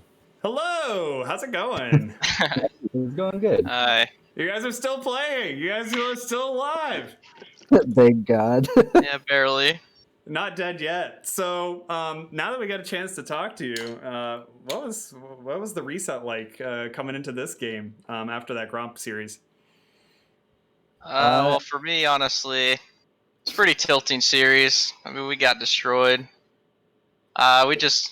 We had a lot of fun in this game. We were trolling a lot. So. I was gonna say we definitely like the game against Gromp. We did not play towards our strategy at all, and it showed. So I think this game we kind of shook everything off and then went into it, and we had fun. It was good. Yeah, I mean it looks a lot more fun when you have that many kills. That's definitely a big part of it. But yeah, I mean, kind of going back even just a step further, coming into playoffs and playing on the new patch, what were some of the things that you had identified as just strengths of your team and things that you wanted to kind of keep working on through the rest of playoffs? Well, we haven't really had that much time to play together. We did have like a practice all together on the new patch. So, yeah, I don't know. We were all just trying to play by ourselves, figure out what champions we want to play. Yeah, we all knew individually what we wanted to play with how the patch was, but like I don't think we really had much time collectively to come together on it. So it was a little rough, but I think we're getting it together. Yeah, I mean, at this point you have, well, I guess same with Air, or no. You guys have the most games played in playoffs so far, right? 3 games to everyone else. Yeah. So you're just you're pulling like the TSM, just try and play as many games, and you'll just level up through playoffs. You get the most experience against the most teams. It's just like scheduling a scrim where all of your team has to show up. Yeah, Yeah, was exactly. I don't think it matters what patch we're on. I think I'm just gonna get Zabel yelling at me to do Ash ults no matter what. So, dude, I love that. So what went wrong in the double TP play? It looked so good. I don't want to be that person to blame the pause, but I think they had a little bit more time to respond once that pause came out. But we the plan was I Ash ult TP in and we collapsed super hard, but they paused right as that was happening. So it and they knew we were TPing in, so they had a little bit of time to formulate what they're going to do. But it is what it is. We still played well after that. Yeah, definitely. How did the Ash lane feel into the Swain? I think the Swain was supposed to be kind of a counterpick to the Ash. Oh, I that think. How did it felt feel? terrible. At the beginning, you saw I had to blow both my summoners at the beginning, so that was a little rough. But I feel like once when I got items in me and the rest of the map got ahead, it really didn't matter about that matchup, truthfully. But individually, the matchup sucked. But the team usually carries me anyway, so it's okay. So looking ahead at the playoff bracket, we have you guys advancing in the losers bracket now, and you will be facing the either I guess whoever the loser is between Scuttle and Gromp. Yeah. Who do you want? Do you want the rematch against Gromp, or are you good on that one and you'll take a? Honestly, I think it's fine either way. We should just try to play the same like style no matter who we're playing against. Mhm. Honestly, would probably prefer Scuttle after what happened today, but we'll take them both. It's fine. Hell yeah. And I agree. yeah, Jamu, any last thoughts before we wrap up the evening? No question, but congrats, guys. It's tough to come back after getting swept in a series. Mhm. It's a good mental reset. It was good for us. It was a good morale boost too, so it'll help going into the next games. Hell yeah. Hell yeah. Well, with that, ladies and gentlemen, we are going to we'll find someone to host. Yeah. Does anybody have any suggestions on someone we should host on Twitch chat? Let us know. But with that, that'll probably be the end of the broadcast for us. Thank you for watching quarterfinals, and congratulations to the teams moving on ahead. And well, pour one out for Mountain and Raptors. So F's in the chat, fam. And Jamu, thank you for all the love and the being here for the wild ride. Hell yeah. We got a big week next week. 4-week series. Oh yeah. A couple more hype best of ones. Oh yeah. Oh yeah. Yep, and we'll be here for it all. So see you all next week, and yeah, let us know if anybody has any suggestions on some person to host, or else I'll go find someone at random. So